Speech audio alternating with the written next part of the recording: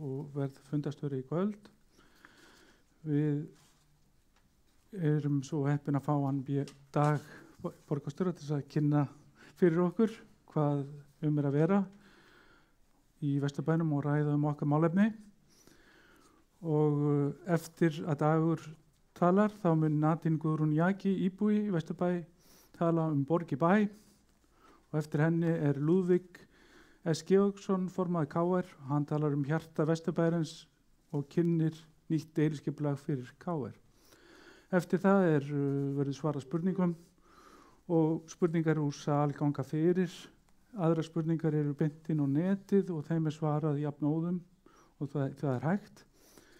En annars tökum við spurningar þar líka af netinu ef það ekki vantar spurningar úr sval. Síðan vil ég bara bjóða ykkur upp á kaffi og kleinur sem eru hér fyrir gesti sem eru á staðnum. En gjörðu svo vel, Dagur, vinsamlegast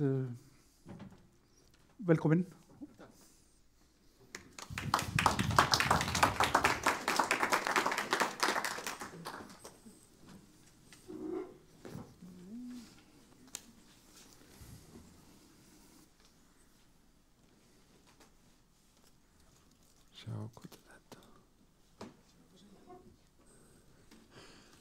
Komið sæl, gaman að sjá ykkur. Ég hef verið núna með hverfaviku í Vesturbæ. Það má eiginlega segja að hinir gamalkunniða hefðbundnu hverfafundir borgarstjóra sem að hafa verið í Reykjavík áratugum saman hafi þróast út í raun heila viku eftir að Jón Gnarr fékk þá hugmynd að flytja skrifstofu borgarstjóra upp í Breiðholt. Það mæltist bæði vel fyrir og var snjöll hugmynd, þannig að ég hef gert það frá því að ég tók við sem borgarstjóri fyrir rúmum 7 árum að færa skrifstofuna í öll hverfi borgarinnar yfir kjörtímabilið. Þetta kjörtímabil hefur eins og verið býsna sérstakt að því leyti að heimsfaraldur kórónuveiru hefur komið í veg fyrir mikil fundahöld lengi framan af.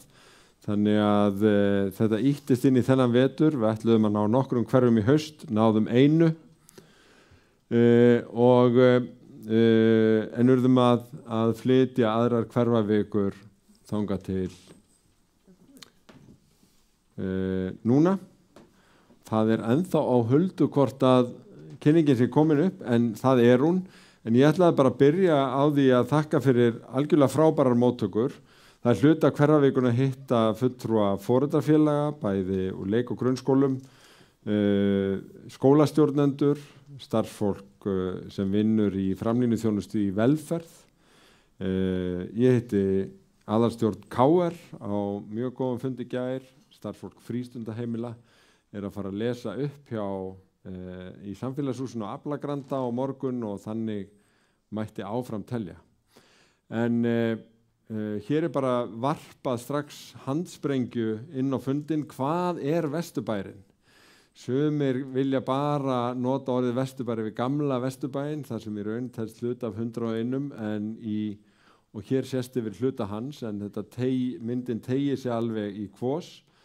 En á þessum fundi hér erum við að tala ekki bara gamla Vesturbæinn heldur stærra svæði, og ef við skiptum því í svona minni einingar að þá það gamli Vesturbærinn, Grandar, Melar, Skjól, Hagar, Skerjafjörður, Litli Skerjafjörður, Örfirisey og Vesturhöfnin. Þannig að þetta auðvitað rótgróin borgarhluti og hverfi. Ef við bara nefnum aðeins tölur þá eru 16.914 íbúar í hverfinu, 7.576 íbúðir. Ef við berum aldur Vesturbæinga saman við aldur í öðrum hverfum borgarinnar þá sjáum við að það nú margt líkt með hverfinu, en það heldur fleira ungt fólk á aldrinum 25 til 34 ára, heldur færri á miðjumaldri heldur en að meðaltali og það myndir nú einhverjir giska á að þetta tengdist nálæðinu við háskólan, stúndaíbúðir og svo framvegis. Nú hverfið er 3,4 ferkílómetrar, það eru 28 opin leiksvæði, það eru 70 kilometrar rúmlega af göngu og hjólastígum, 125 bekkir og 136 ruslastampar og ég taldi þetta bara snemmi í morgun, þannig ég held þetta sé alveg nákvæmt. Aðeins að nefna það sem að enginn tekur eftir kannski frá degi til dags nema eitthvað kemur upp á, sem er einn ótrúlega mikla þjónusta sem er í hverfum borgarinnar og á heimilum fólks, velferðarþjónustan. Hún hefur ekki slegið feilpúst í gegnum faraldurinn og hefur þurft að sýna alveg ótrúlega útsjónarsemi í útfærslu sinna verkefna og það er mjög víða verið að vinna með fólki, hlúa fólki og styðja fólk til sjálfshjálpar í Vesturbænum og það er þjónustumiðstöð Vesturbæjar miðborgar og Hlíða sem staðsettir á Laugavegi 77 sem stýrir þessu í meginatriðum og fjöldi starfsfólks. Við erum að breyta svolítið skipulaginu þannig að þeir sem koma að skólamálum og stuðningi inn í skólunum eru núna að fara að vinna þéttar með þeim sem sinna stuðningsþjónustu á velferðarsviði og við sjáum fyrir okkur að þetta muni tryggja heildstæðri nálgun í þeirri þjónustu alla borg. Hvers konar þjónustu er þetta? Þetta er virkni og ráðgjöf, þetta er stuðningu við heimilislaust fólk, þetta er stuðningu við fatlað fólk, þetta er stuðningu við börn og fjölskyldur, við eldra fólk og þetta er heimastuðningur og heimahjúkrun. Það er mjög fáir sem átt að segja á því að Reykjavíkurborg er annar stærsti veitandi heilbrigðisþjónustu eftir Landspítalanum. Það er vegna þess að við erum með heimahjúkrun með samningi við ríkið og samþættum það við félagslega heimaþjónustu og sinnum á hverjum tíma 1200 veikum einstaklingum heima sem er býsna stór eining. Það sem við erum kannski meðvitaðir er skóla- og frístundastarfið og eftir fundi mína í vikunni með skólastjórnendum og foreldrafélögum að þá get ég fullyrt að það er margt á uppleið í skólastarfinu, það verður hins vegar sannarlega reynt mikið á í gegnum faraldurinn og húsnæðismálin hafa líka verið áskorun nú að undanförnu. Ef við byrjum aðeins á leikskólastarfinu að þá eru 9 borgarreknir leikskólar í Vesturbæ, það eru 756 börn þar, 5 sjálfstæðsstarfandi leikskólar með 326 börn, alls er þetta rúmlega 900 börn og það er gríðarlega mikil og almenn ánægja foreldra með þá þjónustu sem veitt er í leikskólanum, 96%. Það sem að greiningar okkar hafa sýnt er að það er í Laugardalum á Vesturbænum sem að hefur orðið barnasprengja undanförnu þannig að þessi hverfi hafi verið sérstök áherslu hverfi núna í viðbótar leikskólaplássum sem að er að bætast við. Þá er bæði verið að stækka núverandi skóla eins og Gullborg og Hagaborg, Sæborg en líka verið að setja upp nýja leikskóla í nýju hverfi í Skerjafirði, verða 150 pláss og svo núna er ný tegund af leikskóla, svokölluð Ævintýraborg sem er að koma á Egilsgötuna, opnar reyndar bara næstu mánaðamót. Þannig að það eru 340 pláss að bætast við í Vesturbænum, þar af 142 á þessu ári. Í grunnskólum eru yfir 2000 nemendur og Hagaskóli er unglingaskóli fyrir sem tekur við úr hinum skólunum 3, Grandaskóla, Vesturbæjarskóla og Melaskóla. Við erum hér í Vesturbæjarskóla í hluta af nýrri viðbyggingu. Þið sjáu hérna fyrir utan nýja skólalóð sem var að mörguleiti útfærð í samvinnu við nemendur og starfsfólk. Þannig að við erum mjög stolt af þessu verkefni eins og reyndar þessum skólum öllum.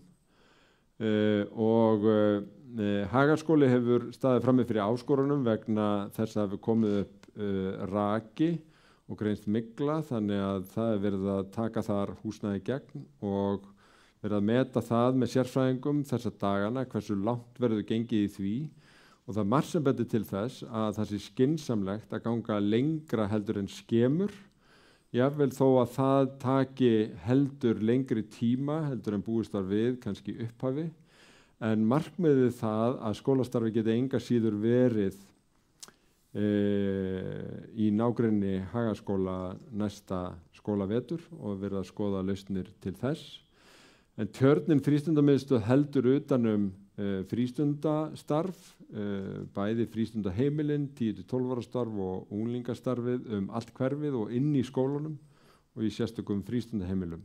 Það sem sérstakt við skólastarf og frístund í Reykjavík og hluti til á Íslandi að við erum með menntastefnu sem nær til hvoru tveggja, bæði til hins hefðbundna skólakerfis, leik- og grunnskóla en líka til frístundastarfsins, og þetta myndar eina heild og umgjörð börnin okkar sem við erum mjög stolt af. Menntastefnin með kjörorði látum draumana rætast og það mjög gaman að heyra á skólafólki og stjórnendum hvað þetta orðin lifandi þáttur í því að horfa til framtíðar og efla skólastarfið, nýja menntastefnin og þróunarverkefnin sem eru hluti af því. En skólatin hér eru bæði í mörgum framsæknum verkefnum og eru bæði tilnefndir og velunaðir fyrir sín störf.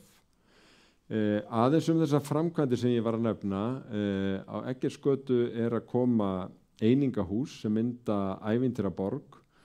Þetta mynd af því hvernig þetta verður. Þetta tölvugerð mynd, þið getur nú kíkt á hann komin á sinn stað, en útisvæðið ekki fullt frá gengið.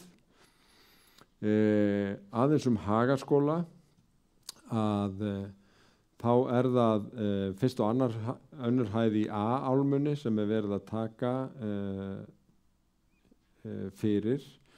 Við vorum eins og kannski margir muna að velta fyrir okkur skólamálunum heilmikið út frá þeirri staðreynd að nú verið að byggja nýjan hverfisluta í Nýja Skerjafirði. Og þar var velt upp ýmsum valkostum eins og því að vera með heilstæðan skóla alveg upp á unglingastig þar eða fara upp í 12 ára aldurinn og síðan að þegar krakkarnir yrðu unglingar þá myndu þeir sameinast öðrum í Hagaskóla. Það leist skólasamfélagunum best á, fagfólkinu okkar og þeim sem tóku þátt í samráðinu. Þannig að við höfum öðrum þræði verið að huga því hvernig Hagaskóli getur tekið á móti vaxandi hópi barna á næstu árum. Þannig að þessi stóru viðfangsefni dagsins bætast í raun ofan á fyrirætlanir viðbyggingu við Hagaskóla og það litar aðeins það sem að við erum að undirbúa. Við erum núna með í raun skólastarf í Hagaskóla á 4 stöðum, í Hagaskóla sjálfum, það ákveðnir stjórnendur yfir í Neskirkju, svo erum við með hluta Hótel Sögu til leigu og húsnæði í Ármúla. Ég kíkti þangað í dag til funda við skólastjóra og krakkana sem að var mjög gaman að hitta og létu vel af sér, en við viljum ekki að þetta sé svona til frambúðar, heldur þetta fyrst og fremst gert þannig að hægt sé að sinna viðgerðum hratt og vel og við erum sem þetta að vinna lausnum í því að skólastarfi geti verið á Hagaskólasvæðinu frá með næsta hausti. En það sem sem þá til skoðunar út frá Nýjum Skerjafirði og svo framvegis hvort að hér á þessu svæði verði hugsanleg viðbygging og það valkostagreining í því í undirbúningi og ætti að vera tilbúin í byrjun mars eða í þeim mánuði.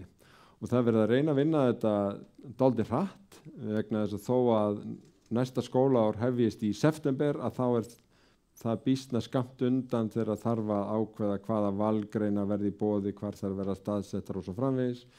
Vegna þess að eitt af því sem hefur breyst alveg gríðarlega mikið, ekki síst á unglingastigi í skólanum okkar, að valið, fjölbreytnin, námsframboðið allt annað og miklu meira spennandi, vil ég segja, með fullri virðingu fyrir skólum fortíðar og Hagaskóli auðvitað í algjörum farabroddi á svo margan hátt í skólastarfi.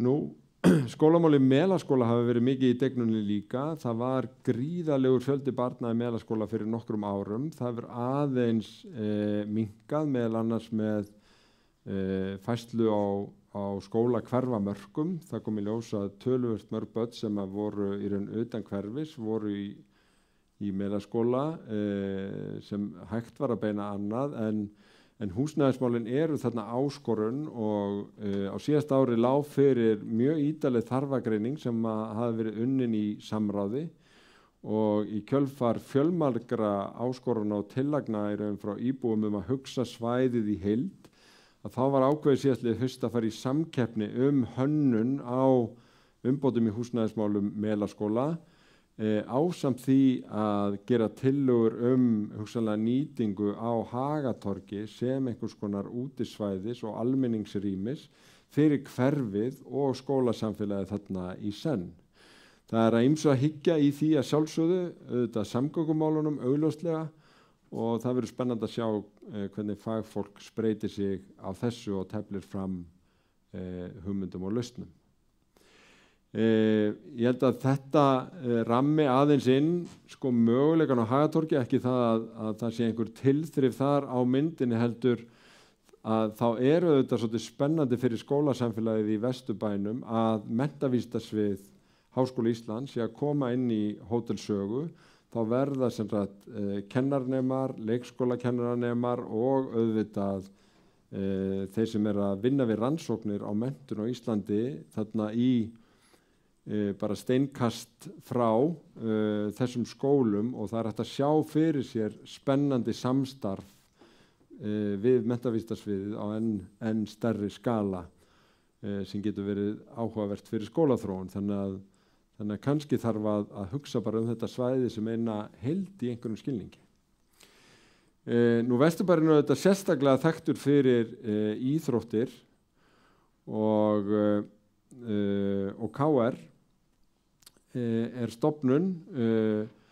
Sundlaug Vesturbæjar er eitt magnaðasta geðræktar fyrirbæri landsins segja sumir og skýrir hversu léttir Vesturbæingar eru almennt í lund. Ég veit ég takið öll undir það, allavega þeir sem fara í laugina. En ástin á Vesturbæjarlaugi mikil og ástin og nýja potturum mikil en það hefur alltaf ákveðin íhald sem fyllt þessara ást og ég rifið það stundum upp til gamans að það var beilinni safnað undirskriftalistum til að mótmæla hugmyndinu þennan pott. Eins yndislegur og hann nú er. En ég held að hinn þöggli meirihluti hafi nú stutt pottinn og mér sýnist nú bara þöggli meirihluti sitja í pottinum á þessari mynd en í hverfakosninguna þá kom ekki bara fram hugmyndur að vinna með svæði í kringum Vesturbæjarlaug sem svona hreyfi og lýðheilsusvæði heldur hlaut hún líka kosningu þannig að eitt af því sem verið að gera núna er að þróa svæði í kringum laugina fyrir svona sem einhvers konar heilsubóta svæði. Þeirri þróun þessarar hugmyndar er ekki lokið. Nú, eitt af því sem verið að huga að er Battavöllur og Landakotstúni.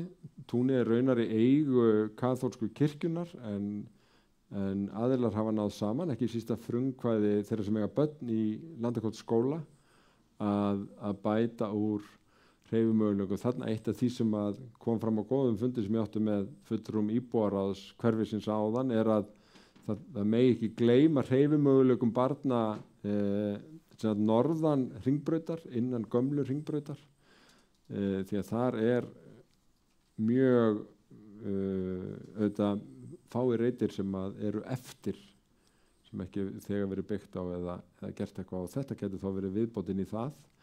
En stóru tíðindin og ég ætla ekki að fara yfir það í ítarlegu máli hér því að formaður KR er hér til að gera það hér á eftir en við höfum í sameiningu verið að þróa hugmyndir sem að KR á þó mestan heiður af breytingar á svæði félagsins sem horfa til langrar framtíðar en þá verið að tala það að í fyrsta áfanga komi hér fjölnota hús sem nýtist fyrir fleiri en eina íþróttagrein en þetta eru raun heildarsýn á þetta svæði og í fyrra málið að þá liggur fyrir til að í borgarráðum að auglýsa þetta til umsagnar þannig að við vildum nota þennan íbúafund til þess að segja frá þessu þannig að fólk geti sett sér inn í þetta og komið ábendingum til okkar ef einhverjar eru. Hérna þetta úr annari átt og þá hugsunin hér að vera með íbúðir en líka uppbyggingu í þágu íþrótta frekari og Lúðvík fer við þetta á eftir. Hér þá götumyndin eins og hún getur breyst og við erum þegar búin að fá ábendingar áhugaverðar hugmyndir hvernig verði hægt að gera götu, rýmin sjálf skemmtilegri, þannig að þetta hefur kveikt alls konar deglu í hverfinu. Örstutt hverfi mitt og ég var nú búin að nefna í raun 2 hugmyndir, annars vegar var fyrir valinu breytingar á Hagatorgi og við þurfum að vinna með þær hugmyndir í tengslu við þessa samkeppni og virða þessa niðurstöðu sem var í takt við það sem við hyggjumst gera. Svo það lóðin við Sundlaug Vesturbæjar en líka áhugaverðir hlutir eins og útisturta og skiptiaðstæð fyrir sjósundfólk við Ægisíðuna og lítill pottur. Og hér sjáum þið staðsetningarnar á þessu verkefnum og hér hugmynd að staðsetningu fyrir Æslabelg. En það genst frá því að segja að Æslabelgir rústuðu kosningum alla borg. Eiginlega bara öll hverfi kusu Æslabergi og Grafósbúar 3. Það vera allir hoppandi glaðir næsta sumar. Samgöngur hafa alltaf verið tekið mikinn tíma bæði fyrirspurnum og pælingum á íbúafundum borgarstjóra og það ýmislegt í deiglunum þar. Þetta eitt af verkefnunum, borgarlínan, við erum líka að setja Sæbraut í stokk og Miklabraut í stokk í báðum tilvikum að hluta en hér hafa orðið breytingar sem að tengjast Vesturbænum að báðir háskólanir raunar, Háskólinn í Reykjavík og Háskóli Íslands hafa lagt sér fram að þróa hugmyndir háskólasvæðin sem taka mið af breyttum samgöngumátum og setja stefnuna á svona grænni framtíð. Mjög spennandi vinna sem þar í gangi og þetta virkar kannski nánast framandi. Þetta litla tjörnin hér búið að stækka friðlandið í Vatnsmýri.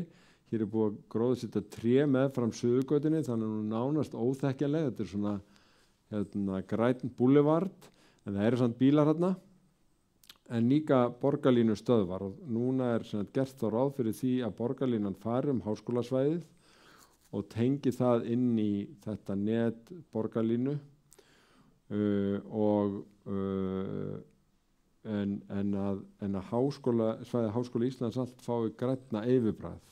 Bílastæði fara einhverju leyti niður í jörðina á móti. En aðeins áfram umferðarmálin, það hefur verið mikið talað umferðaröryggi, ekki síst í tengslu við hraðakstur á Hringbrautinni og við náðum samstöðu við Vegagerðina og lögreglum að lækka hámarkshraða þar, en nú á að fara að gera líka breytingar á gatnamótum, að það verður byrjað á gatnamótum Hofsvallagötu og Hringbrautar í sumar með því sem við getum kallað alhliða endurnýjun og þá einnig endurnýja umferðarljós á gatnamótum Hringbrautar og Bræðraborgarstígs og Framnesvegar. Ef við reynum að bregða upp mynd af því hvernig Vesturbæingar ferðast þá keyra þeir nokkuð mikið en þó umtalsvert minni en ýmsir í öðrum hverfum og það sem sérstaklega áberandi að þeirra spurt hvernig þeir helst vilja ferðast, þá eru mjög margir sem vilja ferðast með virkum ferðamátum frekar en á bílunum sínum. Það er 30% sem myndu velja bílinn absolutt en 70% vilja helst aðra ferðamáta. Nú, við vorum að samþykkja plan hámarkshraða fyrir alla borgina og hún lítur nokkuð græn út, þar að segja íbúagöturnar inn í hverfunum eru 30 km og þá fáið þennan ljósgrænari lit, það aðeins dekkri fyrir 40 km og svo gult fyrir 50 og appelsínu gult fyrir 60. Hér erum við að lækka hámarkshraða á Hofsvallagötu niður í 30 og Einarsnesi líka niður í 30. það bil við Einarsnes 20 sem að það á að gera og í síðara áföngum þá hugmyndin að lækka hámarkshraða á Suðurgötu og Þorragötu og Njarðargötu niður í 40 og sumar þessar tillagna þóttu nokkur róttækar þegar það komið fram en núna fáum við satt með að segja meira af ábendingum frá íbúum að ekki sé nægilega langt gengið þannig að ég á von á því að því að einhverjar gagnrýnisraddir heyrðu líka úr hinni áttunni að þetta verði áfram til umræðu en við erum með þetta í innleiðingarferli, það sérstakur innleiðingarhópur hámarkshraðaáætlunina eins og hjólreiðaáætlunina. Hún auðvitað í gangi alla borg en ég vildi vekja athygli á deiliskipulagstillögu sem að hefur verið kynnt nýjan göng- og hjólastíg í Sörlaskjóli og Faxaskjóli sem alls 740 metra langur og síðan erum við að gera sjóvarnargarð og stíga meðfram Eiðsgranda og Ánanaust. Þetta hafið áætluð verklok í apríl en í kjölfarið að þá hugmyndin að fara í gerð stíga og endurbæta núverandi stígi á Ánanaustum og aðgreina þetta. Þessi aðgreining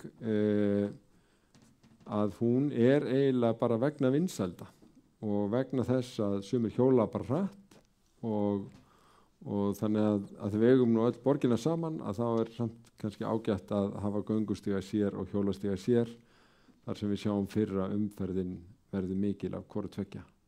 Þetta ekki til þess að taka inn, þetta til að sjá bara hvað mörg verkefni í gangi samkvæmt hjólreiðaáætlun, hún kemur nefnilega mjög víða við. Hún inn í samgöngusáttmála með ríkinu, hún inn í hjólreiðaáætlun, hún hluti af endurgerð gatna víða og hún meira að segja líka í tengslu við lagningu og tvöföldun þjóðvega eins og upp á Kjalarnesi. Þannig að hjólastígar koma alls staðar. Við höfum verið með lengi með þá stefnu að fækka bensínstöðvum í borginni. Það gekk afar hægt. Þar til að við fengum tillögur svona plan hvernig við getum nálgast olíufélögin öll í einu. Þannig að þau vissu að þau væri ekki eina félagi sem var að fækka bensínstöðvum. Og markmiðið alveg skýrt. Við viljum fækka þeim, bæði vegna þess að við eigum heimsmet í fjölda bensínstöðva, en líka vegna þess að við teljum að það dragi úr notkun jarðefnaeldsneytis og þá sé færi á að ýta þeim út úr íbúakarfunum og halda þeim sem eftir verða við stofnbrautirnar. Og í því skyni að þá erum við búin að ná samningum við 3 stærstu olíufélögin og hér sjáum við svona fyrir og eftir hvernig fjöldi stöðvanna breytist ef að næst sameiginleg sýn á það sem gerist á hverjum reit í skipulagi. Þannig að samningarnir ganga út á það að olíufélögin mega setja fram tillögur að breyttu skipulagi. Borgin hefur ekki afsalað sér neinu skipulagsvaldi á þessum reitum. Í sumum tilvikum lagðar ákveðnar meginlínur í samningunum hvað aðilar gætu séð fyrir sér og síðan verða þessar skipulagstillögur auglýstar þegar koma fram og við erum sátt við að auglýsa þær og við fáum viðbrögð og vinnum það eins og hefðbundið og ef að það næst niðurstaðum það, nú þá umbreytist þetta í íbúðir eða hverfistengda þjónustu á þessum reitum. Ef ekki næst saman að þá áskilur borgin sér rétt að nota ákvæði í samningum þegar að samningarnir renna út. En það einmitt það að þessi samningar gilda sem alveg fram yfir 2050. Þannig að borgin með þess að reyna að flýta þessari framtíð eins og hún getur og það á meðal annars við hér í Vesturbæ. Það mál hefur aðeins verið í fjölmiðlum á Ægisíðu og þetta ágætis dæmi svona samning. Þá borgin að freista þess að flýta því að þessi rekstur hætti í staðinn komi íbúðir og hverfistengd þjónusta.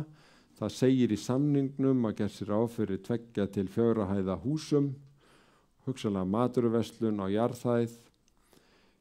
Deiliskipulagsferlið ekki hafið, hugmyndir hafa ekki ennþá verið settar fram en þetta ágætis dæmi þessa sýn að losa bensinstöðvar út úr hverfunum en þá verða þær frekar á stofnbrautum. Aðeins framkvæmdir og skipulag sem að tengjast Vesturbænum og það nú ýmislegt. Það þetta gríðarleg uppbygging í Reykjavík og hefur verið síðustu 5 ár. Við höfum svona meðaltali verið að byggja kannski 600 íbúðir frá 1960 á ári. Núna hafa verið yfir 1000 í 5 ári röð og við vorum að fá bara yfirlit yfir síðasta ár og það voru fullgerðar 1285 íbúðir í fyrra. Er það mikið? Það eru 1709 á Seltjarnarnesi, ef ég man rétt. Þannig við erum að byggja ekki alveg heilt Seltjarnarnes á ári en heilt Seltjarnarnes svona hverjum 18 mánuðum. Og þess vegna þurfum við að vera að þróa borgina býsna hratt að öðru leyti líka í ýmsi þjónustu.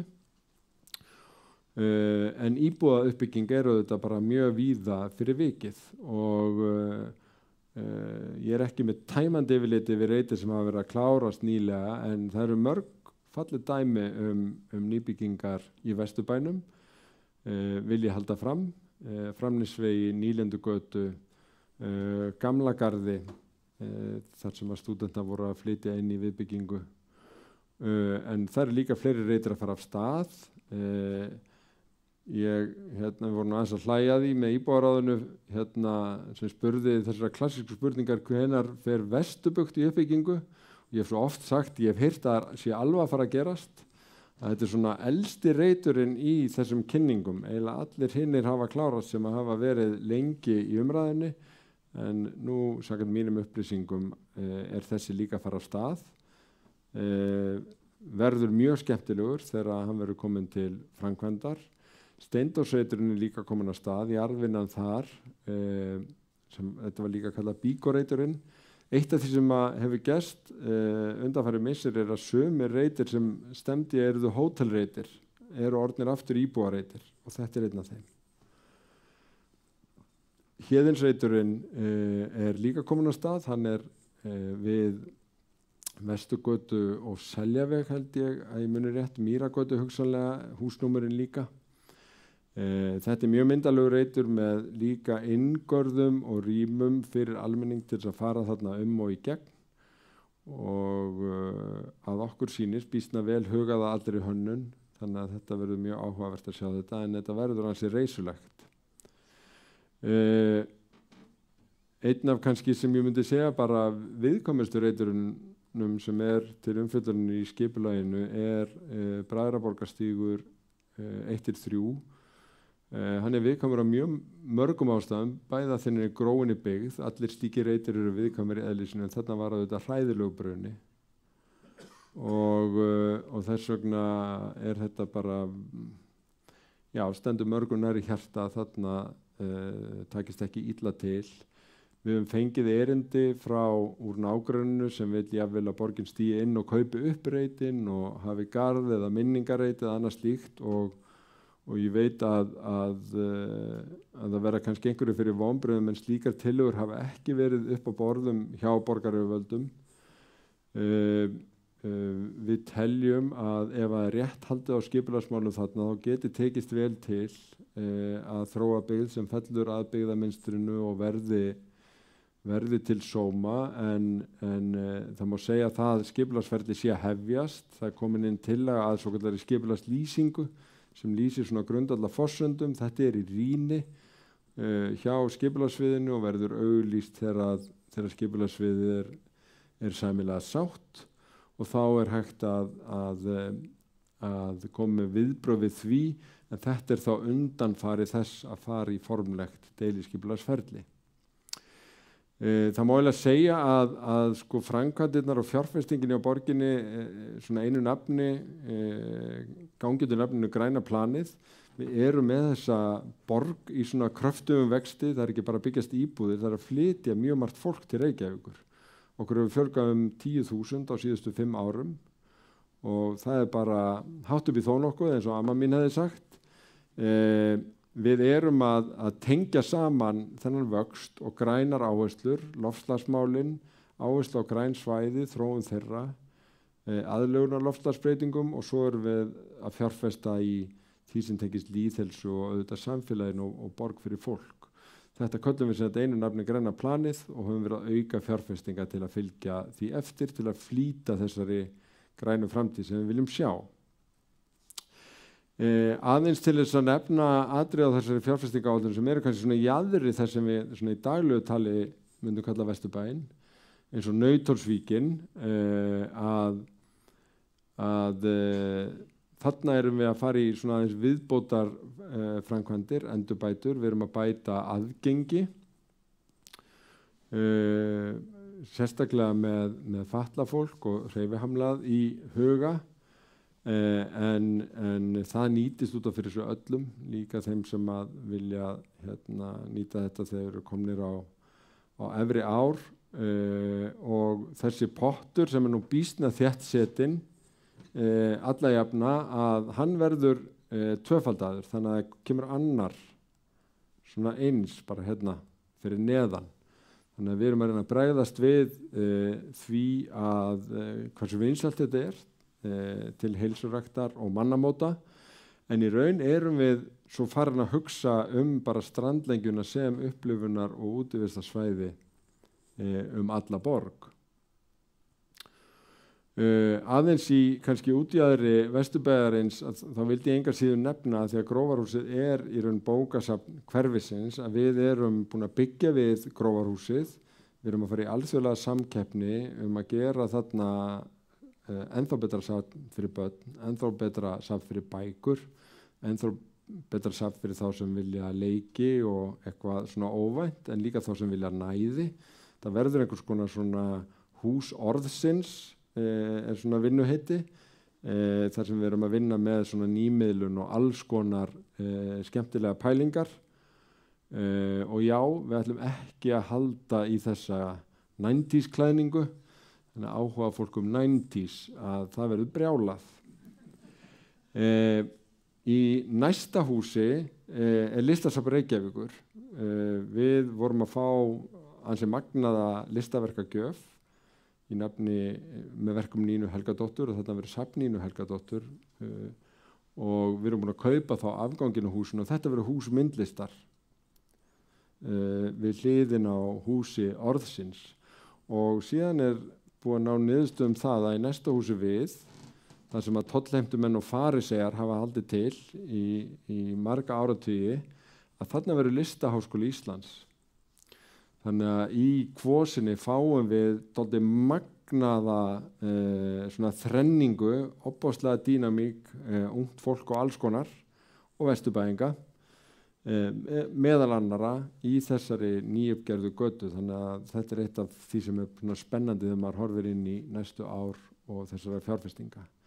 En mér langaði til þess að fara aðeins yfir skipulag fyrir Skerjafjörðinn sem að fyrsti áfangin er samþykktur, annar áfangin er ennþá í ferli. Þetta er verðlaunaskipulag sem kom út úr samkeppni en landið keyptum við af ríkinu 2013 og það má kannski segja að þetta sé innblástur frá hverfum sem við þekkjum, sem er Skerjafjörðurinn sjálfur og Þingholtinn. Þarna er mikil áhersla á gangandi og hjólandi, ofboðslega gegnum hugsaðar grænar áherslur og borgarhönnun sem lítur ekki bara því hvar hús eiga að standa eða hvar bílar mega standa, heldur hver upplifunin er og hvernig mannlífstengdu svæðin eru. Þarna er gert ráð fyrir leik- og grunnskóla, frístundaheimili og félagsmiðstöð.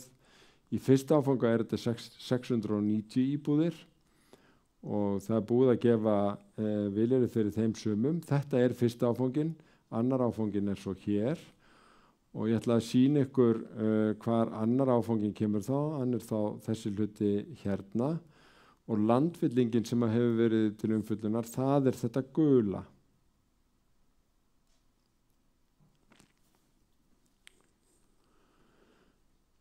Hér sjáum við eins og gengið sé meðfram neðstu húsunum á landfyllingunni. En kannski takt við þessar áherslur og við viljum einhvern veginn að fylgi alla leið, að þá núna verið að gefa út hönnunarleiðbeiningar. Þið sjá þetta líka upp í Ártúnshöfða og í því skipulagi fyrir útfærsluna sem að setja þá fram heildarstefnu hvernig við viljum sjá hverfið. Líka bilið á milli húsana, þetta áhersla á vistvænar samgöngur, gróður, mannlíf og svolítið einstakt yfirbragð. Það verið að vinna mikið með landslagið þarna, það verið að vinna með landslagssvæði og þá sérstu að þetta auðvitað hverfi við sjó og það verið að tryggja að allt hverfi séu áhugaverð almenningsrými og sem taki mið af ljósi og skuggum og sól og veður og vindum. Og þetta mætti hafa langt mál. Þetta eru gögn sem eru aðgengileg á netinu en þar sem þið sjáu þarna býsna fjölbreytt byggð. Það kannski meira af sérbílum og svona mjög litlum fjölbýlum, 2-3 bílishúsum þarna heldur en í flestum hverfum sem við höfum verið að skipuleggja að undanförnu. Þannig að það engin tilviljun að margir eru áhugasamir þetta og þið sjáu hvernig göturýmin eru. Þannig sko bíllinn orðinn gestur en ekki herra. Það fólki sem býr þarna sem númer 1, 2 og 3 og gestir þeirra. Og þarna á að vera að hugsa fyrir öllu. Bara örstutt landfyllinguna, hún í formlegu ferli, hefði svo sem ekki þurft að vera það ekki skylda að setja landfyllingu sem ekki stærri en þetta í umhverfismat, en Reykjavíkurborg ákvað að gera það, sem dæmi á nefna það bil 2-falt stærri landfylling Kársnesmegin. Það fikk samþykkt þar að hún færi ekki í umhverfismat vegna þess að hún myndi fyrst og fremst hafa áhrif þar sem hún væri en ekki mikið út fyrir sitt svæði og þetta sem í þessu ferli núna og það vegna þess að við tökum bara þessi mál alvarlega og vildum fá fram öll sjónarmið í því. Hverfið stendur ekki og fellur með landfyllingarhugmyndinni. Ég vil bara að það komi fram. Það mun byggjast þrátt fyrir að ekki þið farið í landfyllinguna. En við teljum ýmis umhverfissjónarmið líka fyrir því að það veri ekki endilega gott að keyra allt efni úr húsgögnum og svo framvegis eitthvað lengst af svæðinu. Heldur væri hægt að nýta það þarna og við teljum að hverfiseiningin sjálf með gamla Skerjafirðinum yrði sjálfbærri þannig að það veri meiri líkur á fjölbreyttum hópi íbúa og betra baklandi þjónustu. Og síðan finnst okkur þetta áhugaverð hugmynd að móta landið svona meðfram sjónum og teljum að það sé tækifæri í sjálfri sér. Þá erum við ekki að gera lítið úr fjörunni eins og hún núna.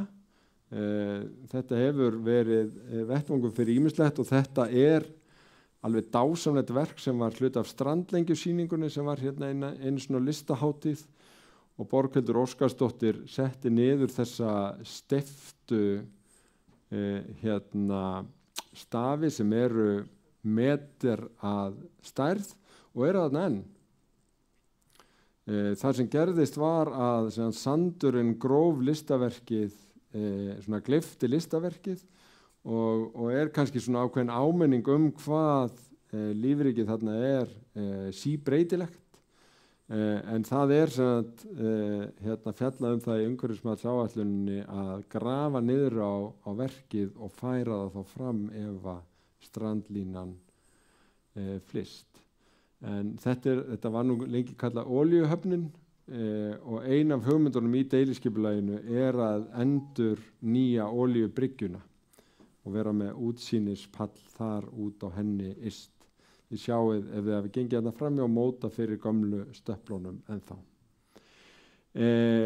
En í tengslum við yfirlegu yfir þetta mál og vangaveltur landfyllinguna að þá kortlögðum við fjörurnar við Ægisíðu og í Skerjafirðinum og lögðum til við að þangfjörurnar meðfram Ægisíðinu og í Skerjafirðinum yrðu friðaðar. Og við vitum að í raun allt svæðið frá Ylströndinni og inn í botn Fossvogs að það friðað og borgin búin að hverfisfriða sem sterkasta friðun í skipulagi, stóran hluta af þessum svæðum. Þannig að ég hef skynjað það sem að ágjöra því að þessi landfylling sem verið að leggja til sé fyrsta skrefið í að vera með fleiri, það ekki hugmyndin. Ylströndinni landfylling, Dælustöðinni landfylling og svo sjáum við fyrir okkur að þetta gæti farið vel þarna en erum sem að leggja til friðun þarna vestur eftir. Við erum aðeins að vinna með Ægisíðuna, bæði að endurgera eða halda við öllu heldur þessum grásleppuskúrum. Sumir spyrja okkur gerir þið þá ekki fína, en það ekki hugmyndin, það bara þeir rinni ekki og séu bara svona í sínum karakter. Þannig að síðustu vildi ég bara nefna að á næstu misserum verður síðan hafist handa við að gera hverfiskipulags fyrir allan Vesturbæ eins og við erum að gera í öðrum hverfum. Þá erum við að innleiða prinsipurinn á aðalskipulaginu fyrir hvert hverfi og þá erum við að reyna að einfalda, þetta kemur í staðinn fyrir deiliskipulag, þá vita allir hvort þið megið setja kvist eða bæta við einhverju við sitt hús og svo framvegis, tryggjum við grænu svæðin í sessi og þróum þau þar sem ástæði til og tryggjum að öll hverfi séu vistvæn, sjálfbær og heilsueflandi. En tímaáætlunin gerir ráð fyrir því að það veri hafist handa hér á næsta ári eða síðar stendur nú reyndar þarna, en það vegna þess að það svo mikið samráð sem tengist þessu að þetta hefur svona haft aðeins tilhneigingu til að dragast frekar en hitt. En þetta var yfirferðin. Ég hlakka til að taka þátt í umræðum og fá spurningar eftir. Takk fyrir mig.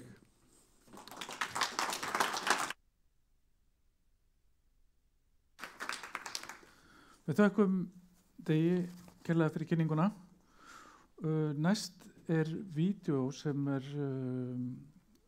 Nadine Guðrún Jaki. Hún valin íbúi af borgarstjórn eða skrifstofu borgarstjórnar til þess að kynna hverfið og við erum mjög spennt að sjá hvað hún að segja. Takk.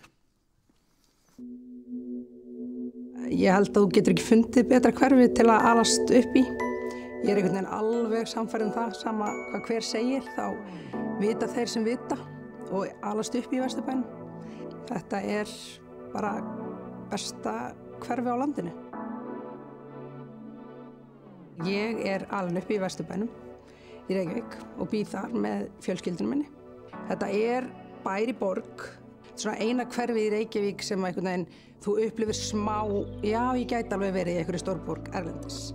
Þú lappar út og það líf. Það svona þessi blettur sem ég myndi segja væri svona kjarni Vesturbæjarins. Það Kaffi Vest, bakaríið, melabúðin og Vesturbæjarlaugin algjörlega númer 1, 2 og 3 hjá mér. Ég fer þangað svona meðaltali 5 sinnum í viku. Þú hittir alltaf einhvern þegar þú ferð í Vesturbæjarlaugina sem þú þekkir eða kannast við. Nýji stóri potturinn, með tilkomu hans þá Vesturbæjarlaugin bara besta laug á Íslandi. Maður fer kannski í bakaríið og fer á túnið hjá Vesturbæjarlauginni og fær sér bakarísmat, svo fer maður í sund og svo kannski eftir sund þá fer maður á Hagavagnin sem þarna beint fyrir framann. Ægisíðan algjörlega frábær staður. Ég skokka stundum Ægisíðuna og fer svo í sjósund og svo tilbaka.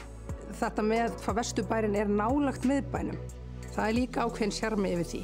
Þú aldrei einhvern veginn að borga rosa mikið í leigubíl. Þetta allt svo auðvelt af því að þú heima einhvern veginn svo nálægt. Það sem ég að vinna á Suðurlandsbraut, þetta engin fjarlægð og alltaf þessi virði fyrir það að búa í Vesturbænum.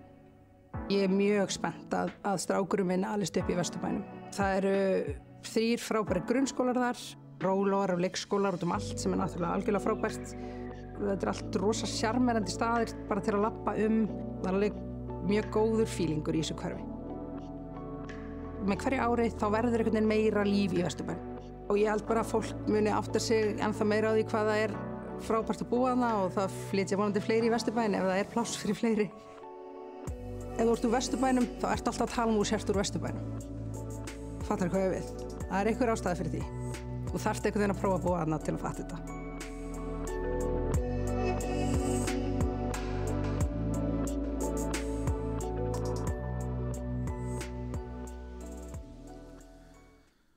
Og þá er komið að KR, spennandi, deiliskipulag, kynning. Við bjóðum Lúðvík S. Georgsson, formann KR. Velkomin, gjör svo vel.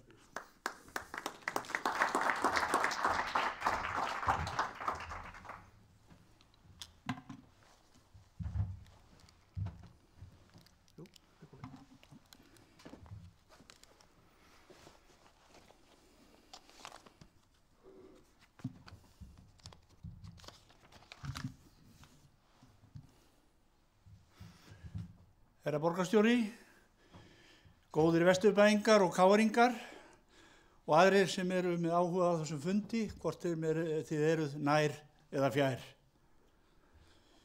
Ég tók að mér að kynna hér nýtt deiliskipulag sem hefur verið unnið fyrir KR-svæðið og kaus að kalla þessa kynningu Hjarta Vesturbæjarins. Og ég vona að þegar kynningunni lýkur þá skiljið þið af hverju það var. Nokkur orðum sjálfa mig áður en ég byrja. Ég held nú að flestir káringar kannist við mig og jafnvel knattspyrnu áhuga menn líka. En ég fæddur inn í KR, ég myndi orða það þannig.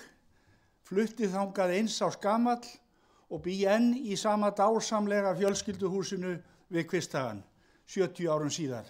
Svo ég verulega rótgróin hér í Vesturbænum.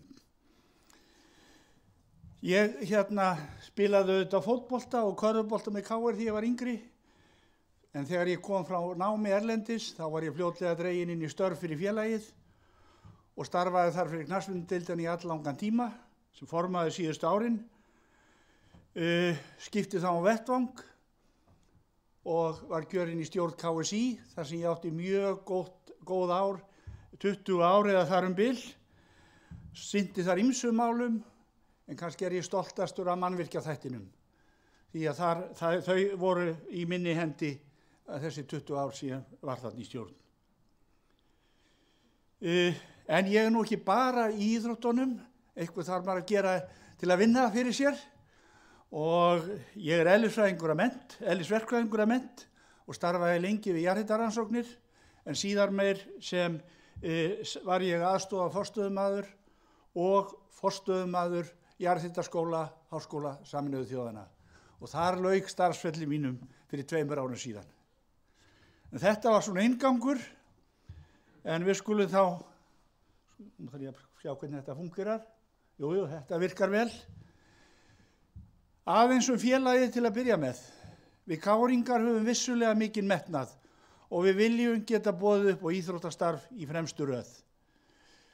Fjölbreytt íþróttastarf fyrir íbúana og ekki síst börnin okkar skipta þar miklu og aðstaða, þjálfun og stuðningur þar viljum við vera að geta boðið upp á það sem best þekkist hér á landi.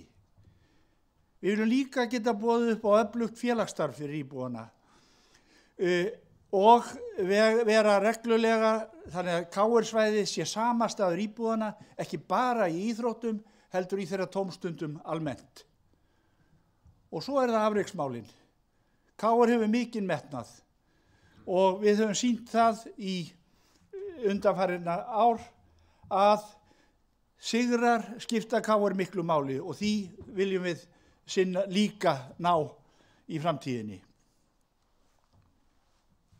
Já. Nú, ég vil líka nefna að káringar eru stoltir af frumkvöðlastarfsemi félagsins í gegnum tíðina. Við erum elsta knattspyrnufélagið, stofnað árið 1899. Við vorum fyrst félaga til eignast félagsheimili, Báruna við Tjörnina og hvað haldið að sé þar nú? Þar eru þetta Ráðhús Reykjavíkur, svo að dagur þar umvafinn gömlum KR-anda í dag. Við vorum fyrsta félagið til að kaupa eigið félagssvæði, 3 hektara í Kaplaskjólinu sem síðar urðu 5. Og svo getum við nefnt fyrsta keppnisgrasvöllin sem var tekinn þar í notkun 51, íþróttahús í fullri stærð 53 og svo framvegis. En það hefur hallað undan fæti síðustu árin. Það er alveg ljóst. Aðstaða deildana í KR síðustu 20 ár er orðin helsti veikleiki félagsins. Uppbyggingin hefur verið lítil sem engin og KR hefur fyrir vikið farið úr því að vera með glæsilegustu aðstöðuna, bæði varðar æfingar og keppni, í að vera félag með annars flokks aðstöðu sem á erfitt með að veita hverfinu þá þjónustu sem við viljum veita því og metnaður félagsins stendur til. Þetta sé skýrt í þessum tölum sem hér koma fram. Þið sjáið stólparitt sem byggt er þarna á fasteignamati íþróttamannvirkja eftir hverfum í Reykjavík. Og þar er Vesturbærinn á botninum. Þetta er bara staðreynd. En við undanfarinn áratug hefum við unnið að því að þróa uppbyggingar áætlun fyrir svæðið og þar hefum við notið góðs stuðnings Reykjavíkurborgar. Við erum með það markmið að búa til aðstöðu sem gerir félaginu kleift að halda úti íþróttastarfi í fremstu röð á Íslandi og styrkja þjónustu við Vesturbæinn. Og borgin hefur komið sterkt inn í það verkefni síðustu árin. Og nú liggur loks fyrir nýtt deiliskipulag.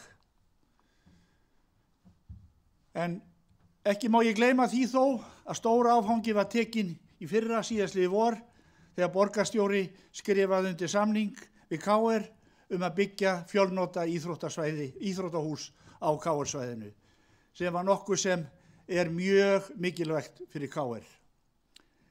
En við ætlum að gera meira á KR-reitnum. Auk íþróttasvæðis er KR-svæði nú skilgreint fyrir íbúðabyggð og verslun og þjónustu fyrir Vesturbæ Reykjavíkur.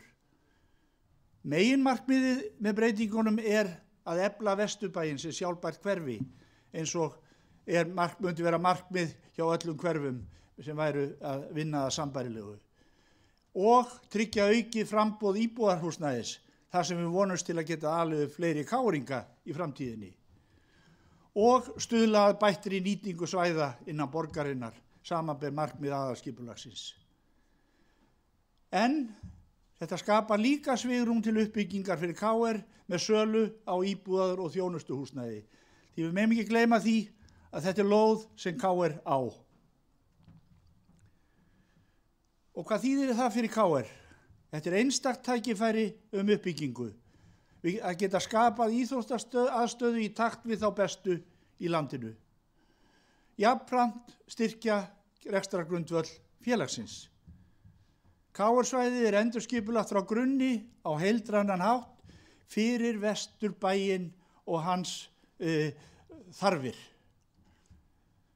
Sala á íbúðum og þjónusturými getur fjármagnað uppbyggingu utan ramma Reykjavíkurborgar og aukið þjónustuframboð á KR-svæðinu. Og svo er það auðvitað íþróttaaðstaðan. Það er það sem hvílir þyngst á okkur. Hún þarf að vera í samræmi við kröfur dagsins í dag og næstu framtíðar.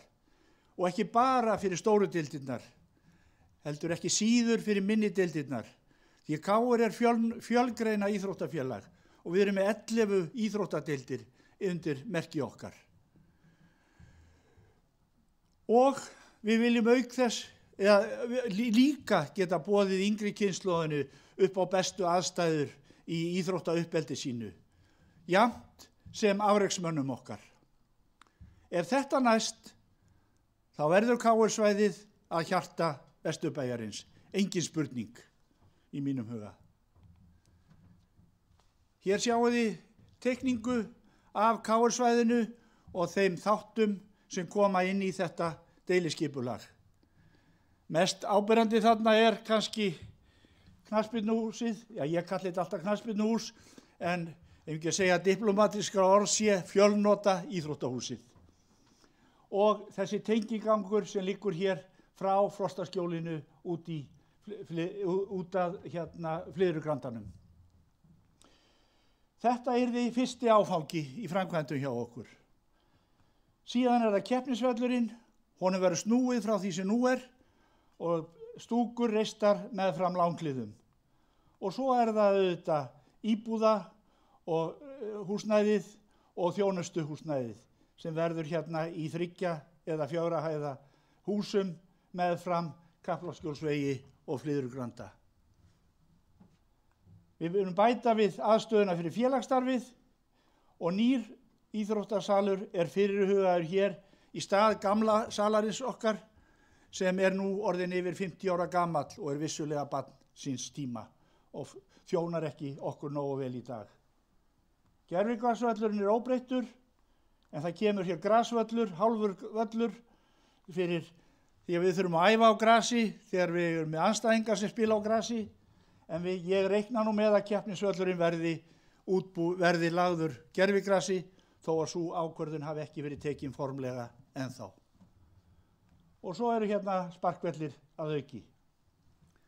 Þannig að þetta eru þau mannvirki sem erum að horfa fram á að þurfa að reisa á KR-svæðinu á næstu árum.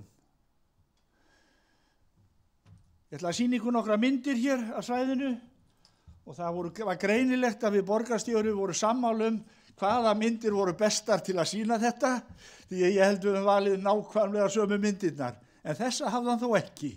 Þetta er KR-svæðið eins og það lítur út í dag, horft til norðurs, leikvangurinn og stúkan hér og svo eru íþróttasalindur og félagsaðstæðan hérna meðfram Frostaskjólinu. Gervigrasvöllurinn og svo æfingagrasvellir hér á milli. Þetta er sama svæðið fullbyggt samkvæmt skipulaginu og hér eru íbúðarblokkirnar eða fjölbýlishúsin 3 til 4 hæða eins og þið sjáið, knattspyrnuhúsið, fjölnota íþróttahúsið svo ég passi mér nú upp á orðalagið og hér er nýtt íþróttahús fyrir inni íþróttir.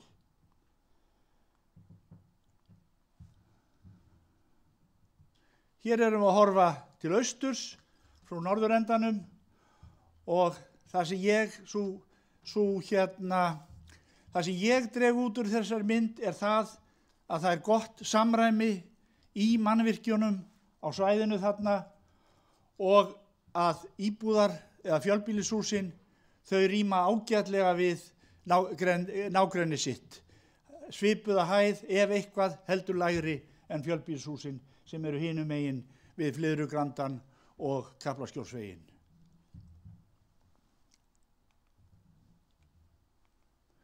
Nú, Kaplaskjólsveginn sáu þið áðan.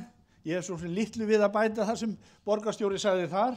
Mér finnst þetta mjög falleg götumynd í Vesturbænum. Ég verður bara að segja eins og er. Einhverja stærðir verð ég að gefa ykkur. Og það sjáu þið hér. Fjölnota íþróttahúsið er gert að verði ráð fyrir að verði 4.800 fermetrar og tengingangurinn, grunnflötur hans, verður 1.000 eða 1.100 fermetrar ef ég skildi arkitektana rétt. En hann er þó á 2 hæðum og skapar verulegt svigrúm fyrir minni deildir félagsins æfingaaðstöðu þar. Þær geta sem sagt komið heim, eins og ég segi það. Þurfi ekki að vera út borg og bí með sína æfingar. Leikvangunum búið að snúa honum en ekki búið að taka ennþá ákvörðunum yfirborðið en ef kröfur KSÍ munu ráða þessu þá held ég að valið geti bara orðið 1. Við þurfum að hafa völl tilbúin miðjan apríl og ég vil ekki treysta á það nema með gervigras sem undirlegg og væntanlega upphittað. Flóðlýsing, sjálfklárt ef við verðum með gervigras og stúkur með langliðinni, heildar árundar fjöldi þar gæti orðið 4.000 áhorfendur. Og þarna gerum við líka ráð fyrir æfingasvæði fyrir minni deildirnar. Íbúðirnar, cirka 100 talsins og 100.000 fermetrar ef allt er lagt saman. Og þar að auki þjónusturými á fyrstu hæðinni. Nýja íþróttahúsið yrði 2.200 fermetrar, klassískt hús fyrir körfubolta og handbolta. Félagsaðstaðan, stóraukinn og svo er hérna eru tölur sem ég ætlaði nú ekki að vera með, en kannski þær tölur sem ég mest spurður hvað verða bílastæðin mörg? Samkvæmt deiliskipulaginu verða þau 120, en hjólastæðin 368, svo þar með það komið í loftið. Þetta unnið samkvæmt reglum Reykjavíkurborgar í dag.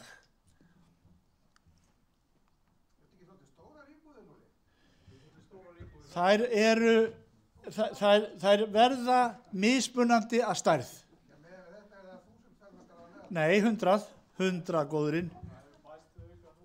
Nú, hver anskotin? Aja.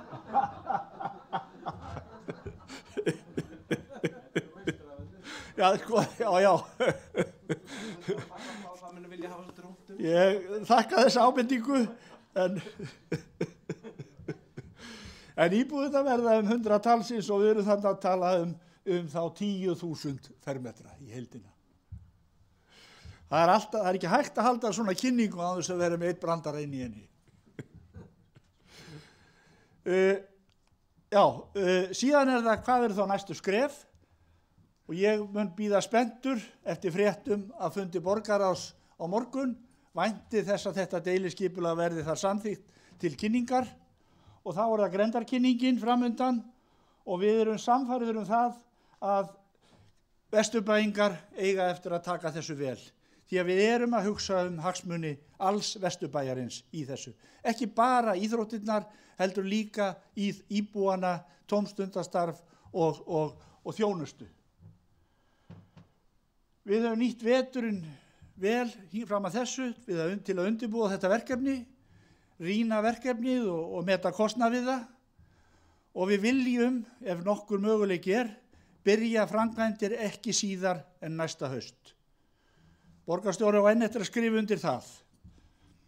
En við erum bjartsýnir, Káringar eru ávallt bjartsýnir.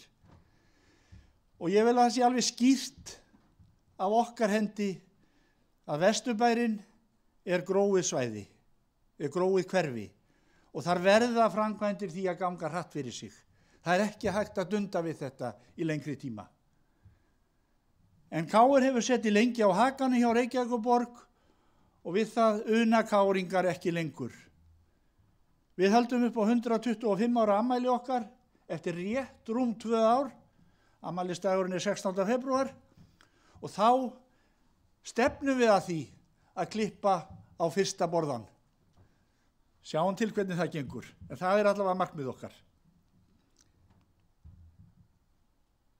Að lokum, saga KR fjallar brautriðjendur og sigurvegara og góða þjónustu við Vesturbæinn. Með þeim framkvæmdum sem hér hafa verið kynntar ætlar KR að tryggja að svo verði áfram. Takk fyrir.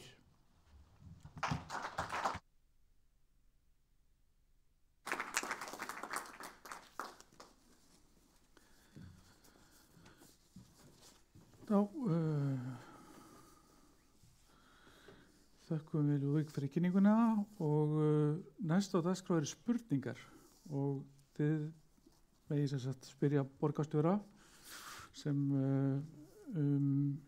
fullt af spurningum sem þið hafið í huga, og síðan líka ef þið viljið spyrja Lúðvík KR-svæðið þá það náttúrulega líka velkomið. En fyrst ætla ég að athuga hvort að séu ykkur spurningar, eitthvað spurningar sem brenna okkur úr sal. Ég er líka með svona nokkrar spurningar sem eru hérna niðurskrifaðar, en ef það eitthvað sem rétt upp hendina þá gjörðu svo vel. Hérna, gjörðu svo vel. Ásta. Ásta Olga heiti ég, formaður íbúasamtaka Vesturbæjar og fulltrúi í íbúaráðinu. Takk fyrir góðan fund. Það brennur á mig spurning til Lúðvíks varandi KR-svæði. Dagur, þú fær síðan bara næstu spurningu örugglega. Takk kærlega fyrir kynninguna líka, Dagur. Bara gaman að vita að þessi uppbygging sé fyrirhugað, en mér finnst eins og það hafi vantað samráð við íbúa. Ég líka rótgróin Vesturbæingur og ég KR-ingur. Mér finnst ekki hafa verið mikið samtal við íbúa varðandi þessa uppbyggingu og velti fyrir mér, ég veit að það hefur verið gerð þarfagreining frá íþróttafélaginu auðvitað, en hver eru þarfir Vesturbæinga til hreyfinga og fjölbreytilegra Vesturbæinga, og við erum ekki bara, það er mjög mikið talað í kallkyni líka þegar það er verið að kynna þessi plön, og þegar maður kemur inn í KR-heimilið þá er líka, það er frekar mikil einsleitni, þannig mér langar bara í miklu meira samtal við fleiri Vesturbæinga þessa uppbyggingu og vona að hún eigi eftir að eiga sér stað. Helst deiliskipulag verið samþykkt til kynninga. Af því að oft þegar deiliskipulagstillögur eru komnar til kynningar í grenndarkynningu þá er svo lítið hægt að gera og við vitum það, öll sem hefum tekið þátt í því. En bara til hamingju með þangað sem við erum komin, en fáum að taka meir þátt. Takk. Á ég að svara þessu?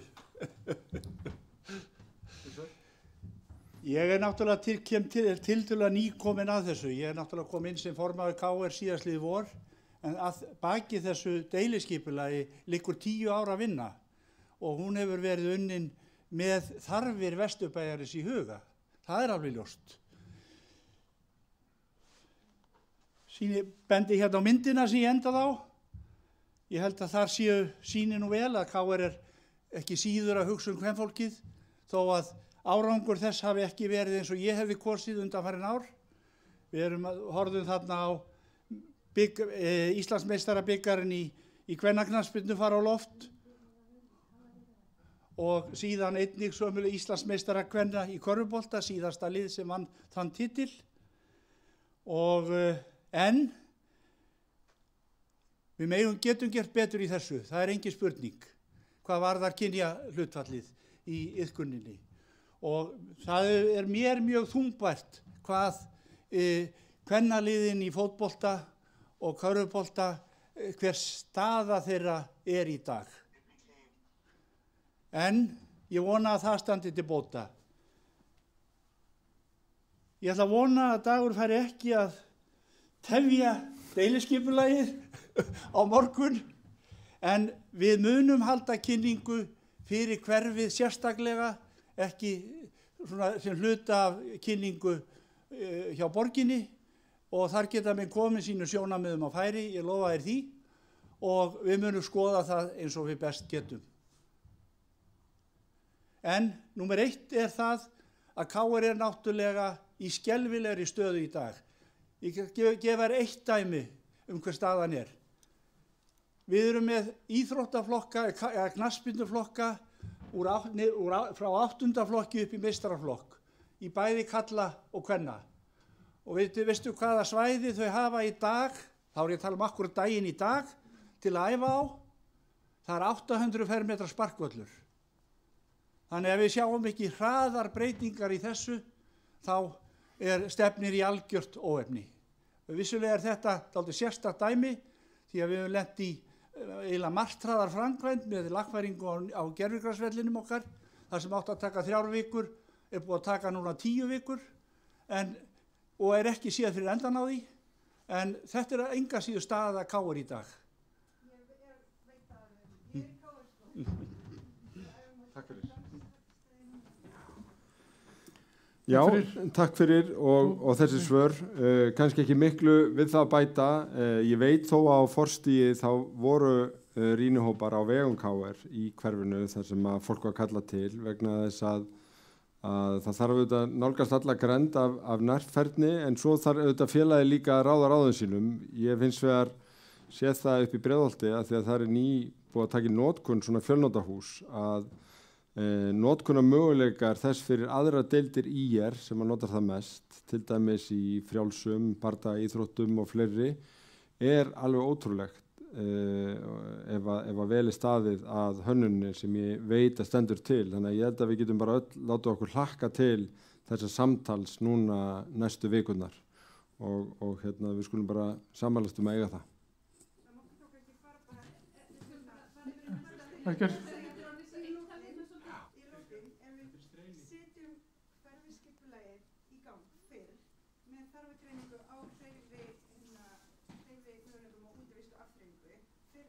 Samhliða því að deiliskipulagið fyrir grenndarkynningu. Þá held ég við verðum sáttari. Við skulum ja, en við skulum halda fram fyrir að fara í næstu spurningu. Gjörðu svo vel.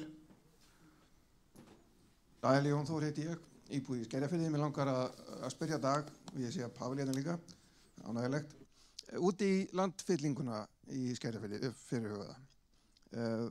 Þú sýndir áðan fagra mynd af listaverki sem var lagt í fjöruna þarna. Listaverki sem var og ætlað að minna okkur á ágang mannsins að náttúrunni. Finnst þér ekki ákveðin kaldhæðni í því að þurfa svo að grafa það listaverk upp og flytja vegna ágangs mannsins að náttúrunni? Já, mjög heimspekileg spurning. Mér finnst þetta dálítið magnað verk. Bæði var dálítið magnað að sjá það svona manngert, þræl manngert lagt í fjöruna, þar sem að orðið náttúra var stafað, en líka ótrúlegu vitnisburður hvað fjaran sjálf margbreytileg með því að það græfist niður á ekki styttri tíma. Þannig að mér fannst það eiginlega meiri þegar þessi hugmynd kom fram meðal hans í samráði eða samtali við listakonuna, dálítið áhugaverð hugmynd að endur heimta listaverkið og færa það úr stað ef við erum að gera þarna breytingar. Ég held að það sem fyrir öllum vakir að reyna að standa vel að verki, bara eins og þegar Ylströndi var gerð. Það eru þetta landfylling líka, og ég held að áhyggjurnar sem hafa komið fram séu að í borgum þá oft raskaðar fjörur, en það sem við höfum verið að setja fram sýn á öllu svæðinu friðun á þangfjörunum sem við þekkjum við Ægisíðuna og auðvitað inn að botni Fossvogsdalsins, en að þetta svæði þarna geti hentað ágætlega fyrir landfyllíku, enda það sem í umsagnarferli. Nú slingur stjórnmálamaður Dagur, ég tek ofan fyrir það, en þú svarar ekki spurningunni hvort að það felist ekki ákveðin kaldhæðni í því að þurfa að flytja listaverk sem á að minna okkur á ágang mannsins gegn náttúrunni sökum fyrirhugaðs ágangsmannsins gegn náttúrunni. Einhverjir hefðu sagt að listaverkið sjálfu sér hefði verið ágangur, af því að listaverkið í raun svolítið eins og landfylling. Það var bara lagt þarna ofan á lífríkið í fjörunni og þar enn. Við hefðum alveg eins getað búist í því að listakonan hefði viljað láta það vera á sínum stað áfram, en mér finnst það svolítið róttæk hugmynd að flytja það, sérstaklega því að það heitir náttúra. En það enn ekki komið svar. Þetta einföld spurning, já eða nei? Takk fyrir. Já. En nei, mér finnst góð hugmynd að flytja listaverki mér finnst það góð hugmynd, sérstaklega að því að það í samráði við listakonuna. Já, góð kvöldi.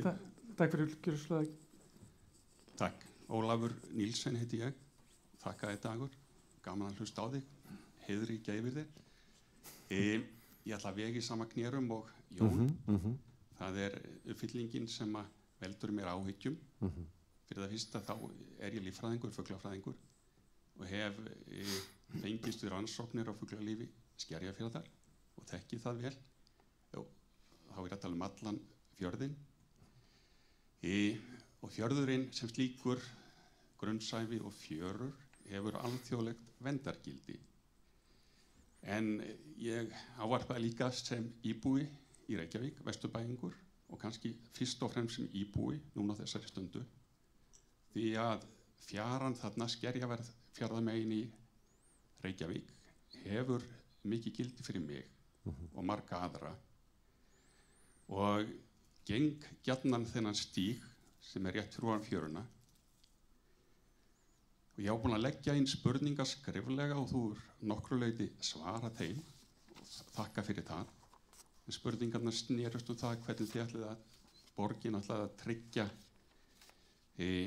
verndun fjörunar í Skerjafirði og þú sagðir að þið ætlaði að halda áfram því góða verki. Þið eru búin að friða fjörurnar í Fossvogi og hugsuðu að gera þetta sama við Ægisíðuna, En það sem að stendur út af borðinu núna, það þessi vík sem ég kýs að kalla Gróavík. Gróirnar voru þar fyrir ofan og þetta litla víkin þar fyrir neðan. Þessi litla vík, hún svona sérstakur staður á þessari strandlengju. Hún lífrík umfram aðrar fjörur hér Reykjavíkumegin. Og svona öll sýn til víkurnar og yfirinnar auðveld af stígnum og þeir sem að fara stíginn þeir upplifa þetta mikla fuglalíf sem þar. Svo ég nefni eitt dæmi dagur, þá þetta eini staðurinn, mér vitanlega, í borgarlandinu. Það sem að margæsir koma við á vorin á leið sinni frá Evrópu til Grænlands. Þetta bara eitt dæmi svona þessi litlu vík. En ég les í plöggum ykkar og það virðist einbeittur vilji þátt fyrir mótmæli að þið ætlaði að fylla upp í víkina. Og ég hef lesið rökstuðning ykkar og ég ekki sáttur við hann. En þið boðið mótvægisaðgerðir og ég fagna því, en eins og ég hef sagt áður, ég held að þessar mótvægisaðgerðir séu í raun og veru bara tálsýn. Það sem þið bjóðið, það mun ekki raungerast. Og ég hef nefnt við annað tækifæri og vil rifja það upp og hafa það sem minn loka orð að gamalt ævintýri eftir H.C. Andersen keisarann í Kína sem átti næturgala, lifandi fugl, sem söng fyrir hann á kvöldin, líkt á fuglarnir í litlu víkinni syngja fyrir okkur. Lævirkin dugði ekki keisaranum, hann flæmdi hann í burtu og í staðinn lét hann smíða fyrir sig upptrektan lævirkja. Og þetta sem að þið boðið í raun og veru bara upptrektur lævirki.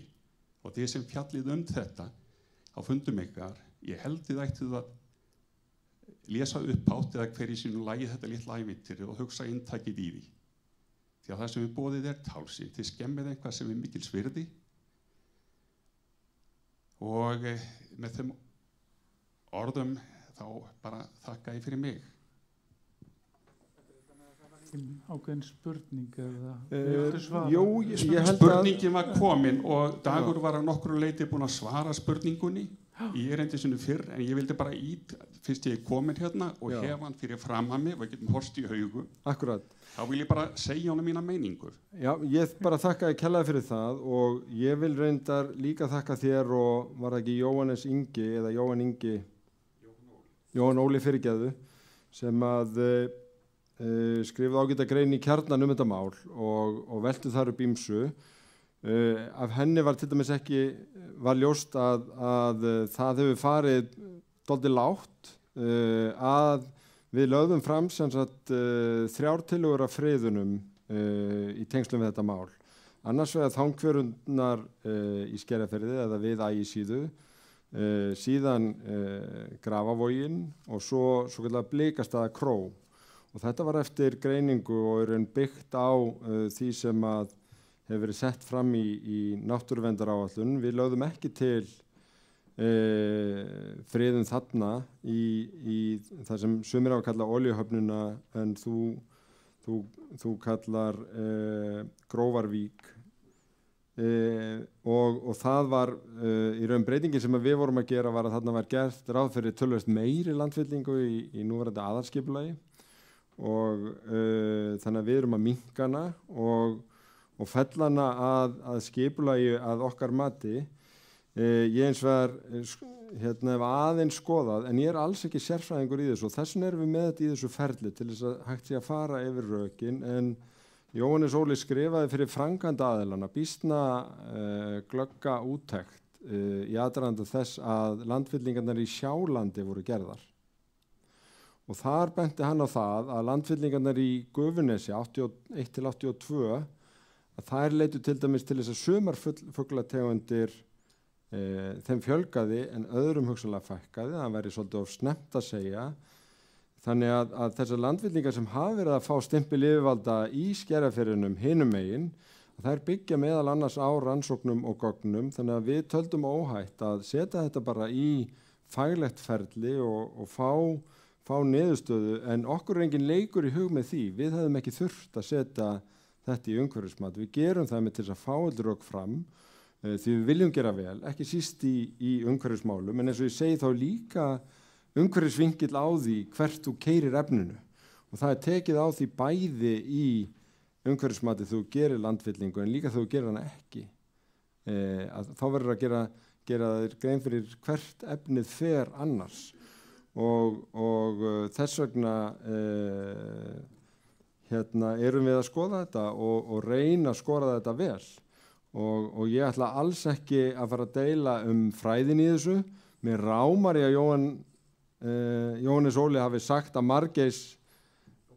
Jóhann Óli hafi sagt að þær fuglategundur sem nefnda voru í sambandi við þessa landfyllingu hefðu líka verið Garðabæjarmegin en við skulum bara fá heildar yfirsýn yfir þetta og því að meginniðurstaðan í þessu var kannski að þetta væru afmörkuð áhrif þar sem landfyllingi verður en ekki hætta fyrir lífríkið utan þeirra staðbundnu áhrifa. En mér finnst mikilvægt að hafa í huga að við erum að leggja til friðun á Þangfjörunni sem er hérna. Aðeins eitt atriði varðandi margæsirnar. Já. Sem oppin af þeim er ekki í Reykjavíkurlandi. Akkurat. Reykjavíkingar viljum upplifa margæsir okkar slóð af stígnum þá er þetta eini staður. Já, þannig að þeir eru Garðabæjar og hugsanlega Kópavogsmennin ekki okkar megin. Já. Við þurfum að ferðast bæjarleið ella. Akkurat. Takk fyrir, þá er næsta spurning. Gjörðu svo vel. Kveikt á þessu. Já, ég heiti Friðbjörg Ingimarsdóttir og bý á Vesturgötu 45, ánægilegt að hitta ykkur hér. Ég er með áskorun til borgarstjóra, okkar ágæta borgarstjóra og það er vegna viðkvæma svæðisins í gamla Vesturbænum.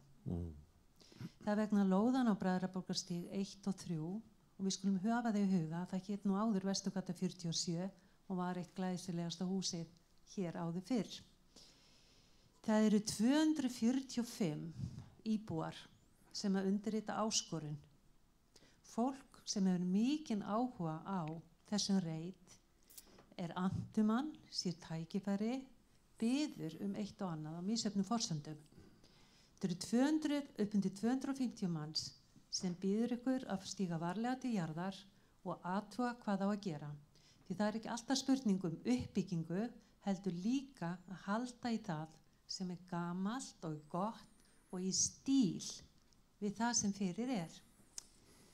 Það er kannski það mikilvægasta við gamla Vesturbæinn. Að þarna erum við með menningararfleifð og við erum eina elstu byggðamynstur borgarinnar og götumynd. Elstu varðveittu samfelldu húsin frá 1885 eru þarna í röð eftir að Lindagata var, hvað maður að segja, ákveðið slys Lindagötu. Þannig við berum mjög mikla ábyrgð. Við vildum gjarnan, eða hluta á þessu fólki er líka mjög andum kannski að fá á þennan reit gömul hús. Okkur finnst skorta á grænt svæði fyrir íbúa á þessu stað og mikinn skort á leiksvæði fyrir börn. Þetta er ekki svæði mikillar hreyfingar í sjálfur sér, skilur við. Þetta er allt öðru sem nýji Vesturbærinn. Og svo að því þessi bruni var svo stór, hann var okkur svo erfiður fyrir utan sorglega sögu húsins síðustu 2 áratugi, að þá viljum við mjög gjarnan að þarna verið minnisverði hvað mannskæðasta bruna í Reykjavík. Við vorum að vonast til og óskuðumst eindregið að Reykjavíkurborg yrði það stolt að hún myndi hugsa sig vel kaupa þetta vegna þess að þarna eru fjárfestar sem vilja byggja allt og mikið, allt og þétt og okkar fyrst kannski hugmyndið er að ágætar annar staðar en ekki á þessu svæði. Við erum að vonast til þess að komi til eitthvað skipti að þetta verið tekið allan vel til greina. Með þessum undirskriftum þá sendum við bréf frá Menningarstofnun þar sem er tekið undir sjónarmið hópsins að mikilvægt sé að uppbygging á reitnum falli mjög vel að mælikvarða og yfirbragðs þessar sögulegu byggðar. Þar kemur einnig fram í úrskurði Minjastofnunar eða bréfi að það sé algjörlega óheimilt að raska húsinu á Bræðraborgarstíg 3 eða flytja það úr stað nema með leyfi Minjastofnunar. bara gjöru svo vel ágæti borgarstjóri og við vonum að þessi áskorun er tekin alvarlega og við gerum þetta af umhyggju. Það er það. Já, ég vil bara ítreka það sem ég sagði áðan, eiginlega bara þakka fyrir þessa fallega áskorun. Ég get tekið undir bara mjög margt í henni og er bara sammála því að auðvitað þurfum við alltaf að fara varlega í gróinni byggð en kannski bara sérstaklega á þessu horni vegna forsögunar og en ég vil líka bara vera svolítið opinn og hreinskilinn með það að ég get ekki kveikt væntingar að við stígum inn á kaupumreitin. Ég held að vanda skipulagsferli þar sem við pössum upp á þá hluti sem að þið að nefna í áskorunni sé nær lagi á þessum staði í byggðinni og eins og ég segja að þá hafa komið fram hugmyndir, það hefur ekki verið tekið undir þær að öllu leyti þó konseptið sé mörgu leyti spennandi.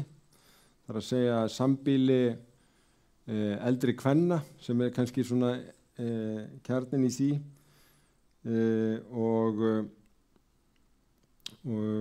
en núna er samt komin þá inn til að forsendum fyrir skipulaginu, það er í rýni og við förum ekki af stað í að vinna deiliskipulag fyrir en við erum búin að fá viðbröð á það. Fyrst taka afstöðu til þess faglega inn á sviðinu, skipulagssviðu og síðan auglýsa það til þess að fá viðbröð.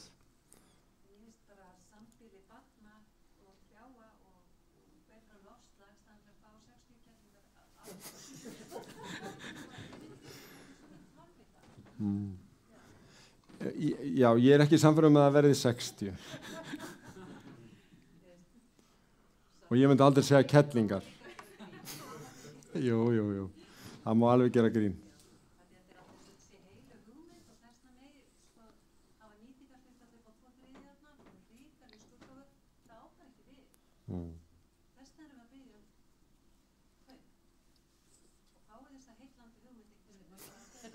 Við erum í beinu streymi og fólk heyrir ekki neitt. Já, bara ekki búin að segja þetta. Ég segi bara, þetta er kannski heillandi hugmynd, ykkur staðar annar staðar það sem er meira pláss. Ekki allir þessi bílar sem að fylgja eðlilega eldra fólki. Biðjum frekar það sem börn geta notið þess betur að vera í þessum eldsta hluta staðan fyrir hann eldist of mikið. Biðjum það að börn fá að sjá stór tré því þarna eru flestir með séreignagarða, ekki sameiginlegarða. Við erum með ótrúlega fá svæði fyrir börn á þessu og okkur vantar svo fallega tengingu niður Bræðraborgarstíg og niður á þessu þróunarsvæði við höfnina sem myndi gera að því það er erfitt að komast þarna á milli. Það bara skiptir miklu máli. Já, ég tekið undir það að tengingin þannig niður Bræðraborgarstígin og að höfninni skiptir máli og það skiptir máli að rýna það í þessu samhengi, það skiptir máli að hugsa alla aldurshópa, en alls ekki útilokað á eldri heldur.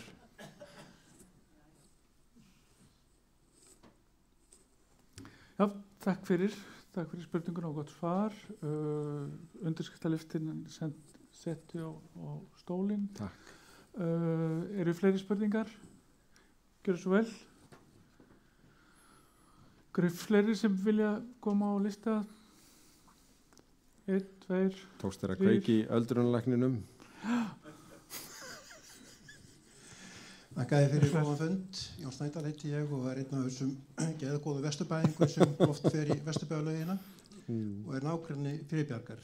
Og spurningi sem ég var með náttúrulega fyrst og hefst sneri það sama og ég tek undir það sem hún sagði en vil bara hvetja til þess að í ljósi þess að fyrstu hugmyndir sem bárust ykkur voru hörmulegar og þeir sögðu bara einfallega nei við þeim að við sem eru nágrannar þarna fáum þetta sem allra fyrst til umsagnar og það fari fram samtal við okkur.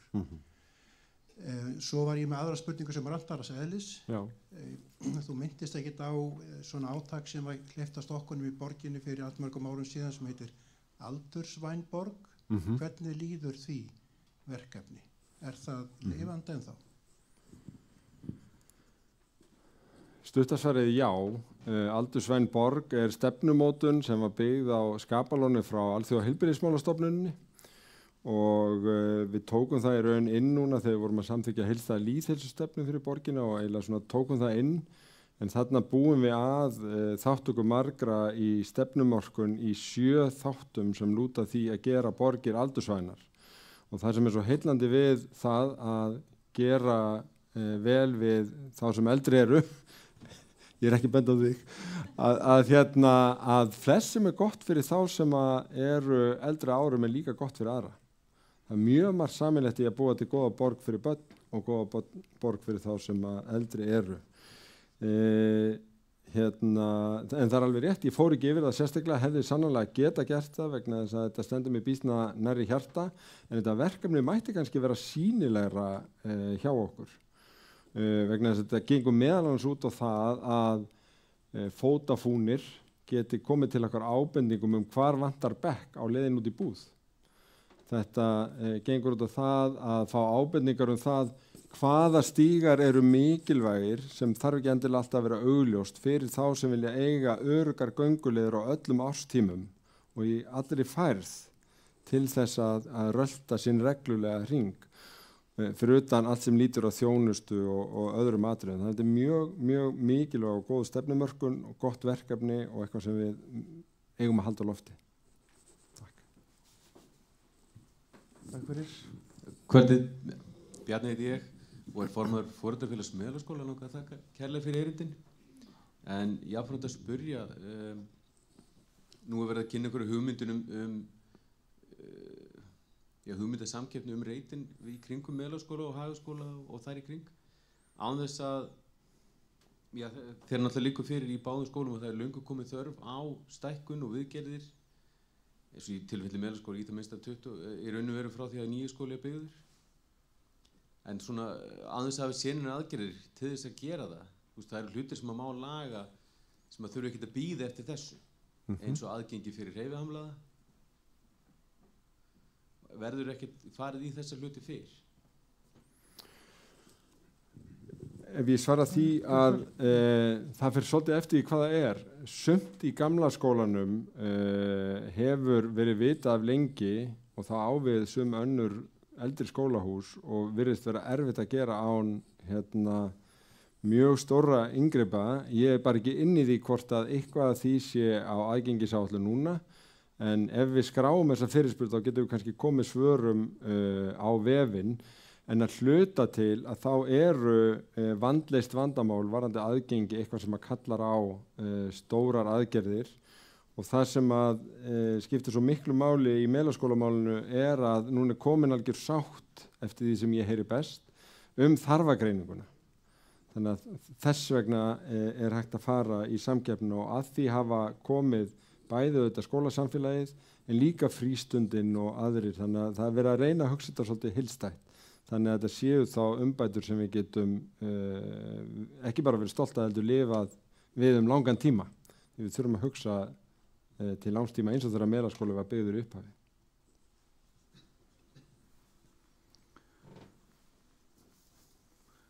Takk fyrir. Voru fleiri spurningar? Já, inn í endasals.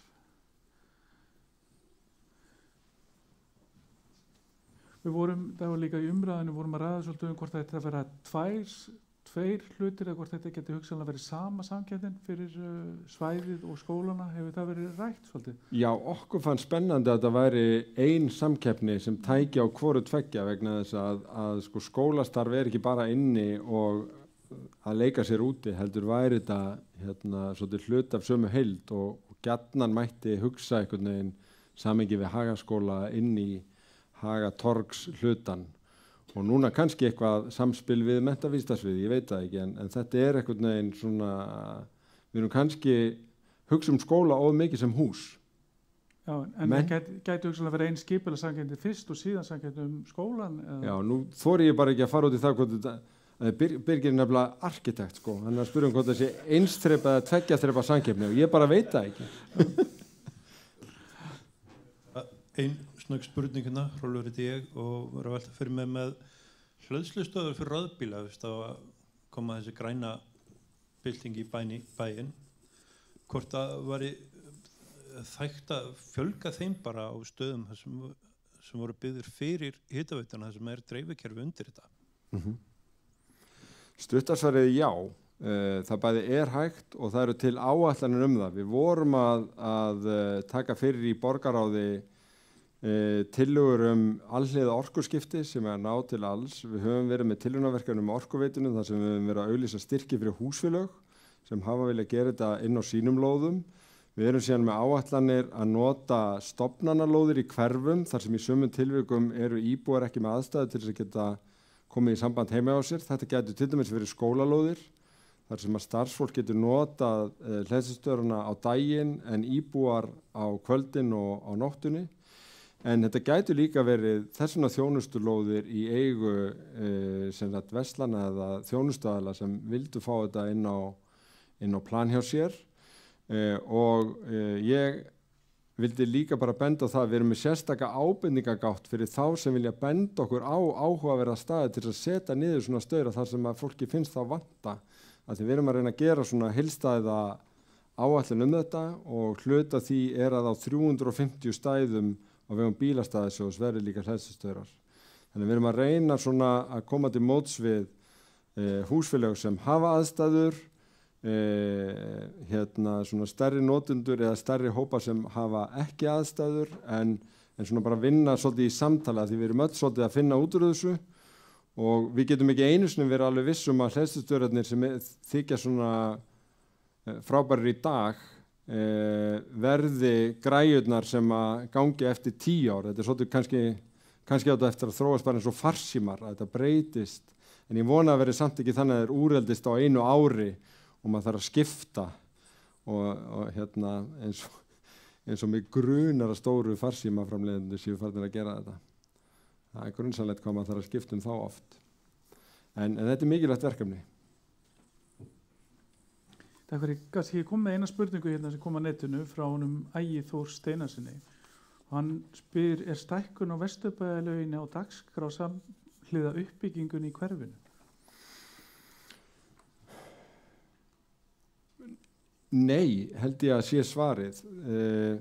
Það var farið í stefnumörkun uppbyggingu sundlauga og þá var unnið með hugmyndum innilaug við Vesturbæjarlaugina. Hún hefur ekki alveg verið efst á blaði að undanförnu. Potturinn kom og í raun var farin svo leið að horfa á alla borgina á korti og athuga hvaða hverfi ættu laug í auðveldu göng- og hjólafæri. Og það kom í ljóst risastór skallablettur í Fossvogsdalnum og þess vegna var sú laug í raun svona fremst í forgangi eftir Úlfarsárdalslauginni sem við vorum að opna. En svo erum við að gera ráð fyrir laug líka yst úti í nýju byggðinni í Elliðavogi sem yrði hugsanlega bæði laug og sjóbaðstaður og ekki búið að útfara alveg. Þannig að ef að fólk vil koma svona einhverju stærri Vesturbæjarlaug á dagskrá þá þarf svona að taka aðeins upp þráðinn og fara að ræða það aftur. Það hefur ekki verið mikið umræðin undanfarið misseri. Og það það sama með líkamsræktarstöð og slíkt í tengslum við laugina. Það hefur ekki verið umræðinni heldur. Það var í umræðinni hvort það ætti að fara í svipa módel upp í Breiðholti þar sem að var auglýst eftir raun einkaaðila og World Class var þar. Þetta var eitthvað kannað en flög ekki. Þetta getur verið hugmynd fyrir KR-svæðið að hugsa einhverja líkamsrækt inn í það. Þannig ég tali hérna bara alveg án ábærður og ég sé að Lúðvík kinka kolli mjög myndulega en því að þú veist, ég held að þetta tengir svolítið við spurningu Ástu í upphafi að greina þarfir. Ég held að það væri bara áhugavert í þessum verkefnum að greina þarfirnar. Það er virkilega það sem hefur oft verið mikið talað í íbúðaráðinu okkar. Akkurat. Það er þessi þarfagreining bæði á íþróttaaðstöðu og leikvöllum og fleiru. Eru fleiri spurningar úr sal? Gjör svo vel. Já, ég heiti Björg. Mér langar til þess að þakka fyrir hennar fund. Þetta er búið að vera alveg ofsanlega gott að sitja hérna og hlusta á ykkur. En ég fyllir skelfingu, Lúðvík, að þau hafi ekki nema 150 bílastæði þegar þið ætla að vera með leiki þannig á HR-vellinum. Ég bý alveg hvað ég segja, vestast í Vesturbænum og það er allt yfirfullt af bílum allstaðar. Þetta var það sem að mér langaði til að koma bara til þín. Svo annað. Það hefur ekkert verið talað hér að setja upp fallega styttu eftir hennar Steinunni Þórarinsdóttur sem er listamaður hérna í Reykjavík. Og ég með fínan stað þar sem ég vil fá litla styttu eins og í Bankastrætinu. Veistu hvernig styttan þar? Í Bankastræti það bara brjóstmynd og ég vil endilega koma þess að framfæri að koma styttu eftir hennar Steinunni á horninu, á Framnesvegi og Lághúsvegi. Takk ykkur kærlega fyrir. Takk að þið fyrir. Meira konkrétt verða nú tillögunar ekki, sko. Þú meira sér búin að finna hornið. Jú, þau Jón og Ársæll hafa nú búið þarna ekki langt frá ef að mig, já, akkurat, sko. Já. Já. Ég bara búin að skrifa þetta hjá mér, sko. Gjörðu svo vel. En ég get ekki alveg lofað þessu. Halló, já. Komið sæl, takk fyrir þennan fund. Ég má til með að skjóta aðeins á Lúðvík. Ég ég ekki nógu návægt? Nei, kynna þig, gjörðu svo vel. Ég heiti Hörður Filippusson. Ég fæddur í Vesturbænum og búi hér mest alla ævi og bý núna í næsta nágrenni við KR og ég hafi aldrei verið í KR en ég bý við Frostaskjól og það sem að KR heimilegir og KR völlurinn og ég hef áhyggjur af þessum uppbyggingar áformum sem að mér finnst bara satt að segja alveg vitlaus. Ég held að KR vantaði pláss en nú það að fara að selja frá sér pláss en eins og komið var inn á hér eftir áðan, ég held að séu reikna með 120 bílastæðum, hvernig á það duga þegar 4.000 manns koma á fótboltaleik eða ætla menn bara að halda áfram að teppa Frostaskjólið hvenær sem leikur er haldinn. Ég sé ekki hvernig þetta gengur upp, en núna er ástandið vægast sagt erfitt þegar leikir eru. Takk fyrir. Og spurningunum var beint til borgarstjóra til Lúðvíks, gjörðu svo vel. Lúðvík, getur þú? Já, gjörðu svo vel. Kom með mikrofónum. Ja. Það allavega alveg ljóst að í þessum deiliskipulagi sem nú liggur fyrir og verður vonandi auglýst núna eftir fundin á morgun, að þar farið eftir þeim reglum sem borgin situr þessi mál í dag við þéttingu byggðar. Við sjáum ekki möguleika á að leggja stórt landflæmi undir bílastæði á KR-reitnum. Það eru leikir, það eru 10 leikir þarna yfir sumarið og það skapast vandamál viss kvöld. En þetta það sem bara allstaðar í heiminu þar sem knattspyrna spilað og menn búa í námunda við leikvang. Það engin leikvangur sem fullnægir bílastæðaþörf allra sem getur hugsað sér að koma á bíl á völlin. Og mín skoðun svo einfaldlega gagnvart Vesturbænum að menn eiga bara að fara að venja sig á að labba á völlin. Það geri ég í hvert skipti sem ég fer á völlin.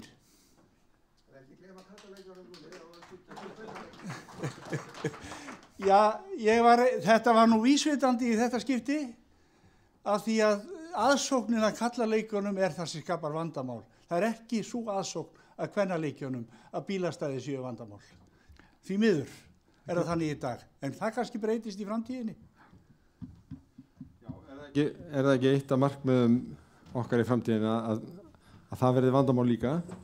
En bara takk fyrir þetta, Lúðvík, og ég held að þetta sé nú þróunin hjá til dæmis Júfa sem að beinlínis af öryggisástæðum fyrir að banna í raun þegar við tekið eftir því á landsleikjum að bílastæðunum loka fyrir aftan leikvangin í Laugardalsvelli þó að sé nóg af þeim.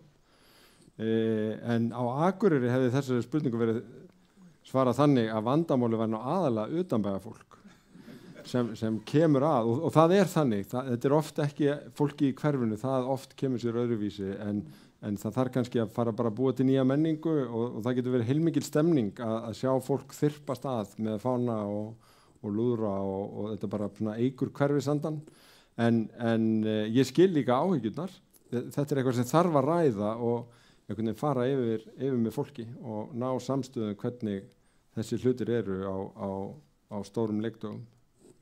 Og kannski erum við þarna líka að súpa segið af því að káringar búa víðar en í Vesturbænum, ég skal alveg viðurkenna það. Við segjum að séð nú allir káringar inn við beinið, það málsáttur sem notaður í Vesturbænum.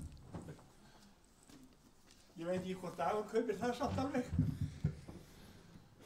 Nei, það er stundur sagt við mig, er þú hér fylkiskúrkan þegar ég mæti í Káraheimilið? Takk fyrir þetta. Það voru fleiri spurningar á sal eða ekki svo er. Það er hérna áhugaverð spurning frá Vilborgu Ingólfsdóttir sem spyr framkvæmdirnar. Sem sagt, hún spyr hvaða framkvæmdir eða starfsemi fyrirhugað að komi á reit bensinstöðvarna við Birkimel. Hvenær fyrirhugað að byggingaframkvæmdum á horni Ægisíðu og Hofsvallagötu reit ljúki? Ég veit ekki hvort þú getur alveg svarað þessu en þetta áhugaverð. Nei, ég held að sé mikilvægt að svara því samt að við vitum það í raun ekki núna. Það er ekki búið að skila inn tillögum að hálfu félagana sem að þessir samningar opna á og þar með hefur ekki verið tekið afstaða til þeirra. En á báðum reitum er gert ráð fyrir íbúðum, hugsanlega einhverju hverfis tengdir þjónustu.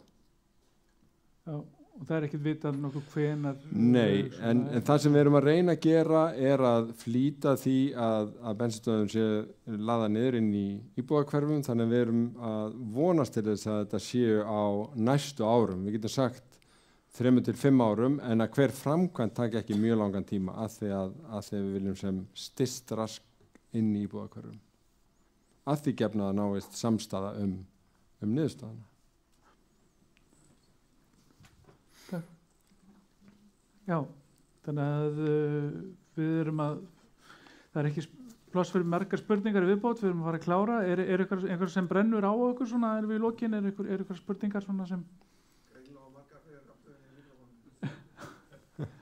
Okay. Ég sé hér að því að við fengum hérna nokkrar spurningar fyrirfram, hérna spurt Battavelli í hverfinu og hversuna þar sé bara einn, en þeir eru nú fleiri og kannski ágætt að rifja það upp að við höfum verið að bæta þeim við nokkur öskla á síðustu árum. 2014 kom einn hér á lóð Vesturbæjarskóla sem var reyndar endurnýjaður í fyrra og er núna orðin upphitaður og við settum Battavöll við Grandaskóla 2018, Battavöll á lóð Melaskóla líka 2014 og svo Battavöll á lóð Hagaskóla 2018. Þannig að við höfum verið að fjölga þeim býsna hratt, meðal annars vegna ábendinga úr Vesturbænum að það veri lítið af sparkvöllum inn í hverfinu sjálfu, þannig að skólalóðarnir eru orðnar svona hreyfimiðstöðar og eiga svona lokka bæði hérna til hreyfingar og leiks. Það er frábært. Kannski ég fá að spyrja borgarstjóra einnar spurningar í lokin. Já. Varðandi Hringbrautina og við höfum lítið talað hann. Og ég veit að við erum hérna í Vesturbæjarskóla og það brennur mjög á fólki hérna hættan sem stafar af Hringbraut og erfiðins að koma yfir og þegar mikið oft verið beðið að fá öruggar þveranir yfir Hringbraut. Hvenær eigum við von á því að fá slíkt? Í kynningunni áðan kom fram að það verða alla umfangsmiklar aðgerðir hérna á horni Hringbrautar og Hofsvallagötu núna í sumar. Þá verður líka skipt ljósin við Bræðraborgarstíg og Framnesveg. Hvort það verði róttækar breytingar á þeim gatnamótum, ég get ekki lofað því, en við erum með dálítið mikinn fókus á þessum umferðaröryggismálum í hraðaáætlun, í áætlunum hraða og umferðaröryggisáætlunni, þannig að við viljum bara vinna þetta með hverfinu áfram og viljum að þetta sé örugt því að við vitum að þetta hefur beinlínis áhrif á það, það er lægra hlutfall barna sem æfir íþróttir norðan Hringbrautar heldur en sunnan og þannig hefur það verið býsna lengi því miður og við vitum að umferðin og bara áhyggjur foreldra líka af henni hluti skýringarinnar. En væri hugsandi fyrir að það myndi sem sagt fá breytinga líka á gatnamótunum sjálfum og að myndi vera samráð til dæmis við skólana áður en það farið að breyta þessum ljósum, að sjá hvort það sé ekki hægt að gera þetta virkilega gera þetta meiri framkvæmd. Ég er ekki viss að það sé skynsamlegt að fresta því að breyta ljósunum, en við skulum alls ekki útiloka að sé skynsamlegt að setja því forgang að breyta öllum 3 gatnamótunum ef að það felst í spurningunni, en ég ætla ekki að halda því fram að það veri skynsamlegt að fresta því að breyta ljósunum í samræmi við áætlunum sem liggur fyrir, en mig grunar að breytingarnar á gatnamótum, Hofsvallagötu og Hringbrautum muni mælast það vel fyrir að það veri fljótt mikill stuðningur við að eitthvað slíkt eigi sér stað á hinum gatnamótunum líka. Jú, ég skil það svo. Þannig að eina hættan er náttúrulega ljósin passa ekki við síðan það sem síðan kemur. Það þarf að passa, það er rétt. Jæja, þá er ein spurning, gjörðu svo vel. Já, Magna heit ég. Það bara mynd varðandi gangbrautarljósin sem að kannski er partur af þessari breytingu, en ég tel bara svo mikilvægt að gangbrautarljósin verði þannig að þegar gangandi vegfarendur íta takkana að bregðast strax við því og það hafi forgang, að það fari rautt ljós á bílana þannig að börn og gangandi vegfarendur komist yfir og freisti þess ekki að fara fyrr þegar sjá enga bíla og það er ennþá rautt ljós á gangandi vegfarendur. Mjög góða punktur, og í salnum er lykil fólk sem mun koma að þessari útfærslu, þannig að þetta er komið. Ég ætla aðeins að fá að grípa inn í vegna þess að við öryggisbjallan fyrir í gang klukkan 10. Það verður slökkt á því. Eins fljótt og hægt er bara þannig að þið panikið ekki neitt. En klukkan 10 fer hún semst í gang. Við ráðum ekkert við það. Er það þá svona lauslegt hint til okkar að við höfum að fara að klára fundin? Já. En ef það er ekki fleiri spurningar, þá vil ég bara þakka ykkur kærlega fyrir að koma í kvöld, virkilega gaman að eiga stund saman og vil ítreka þakkir fyrir frábærar móttökur í Vesturbænum. Takk.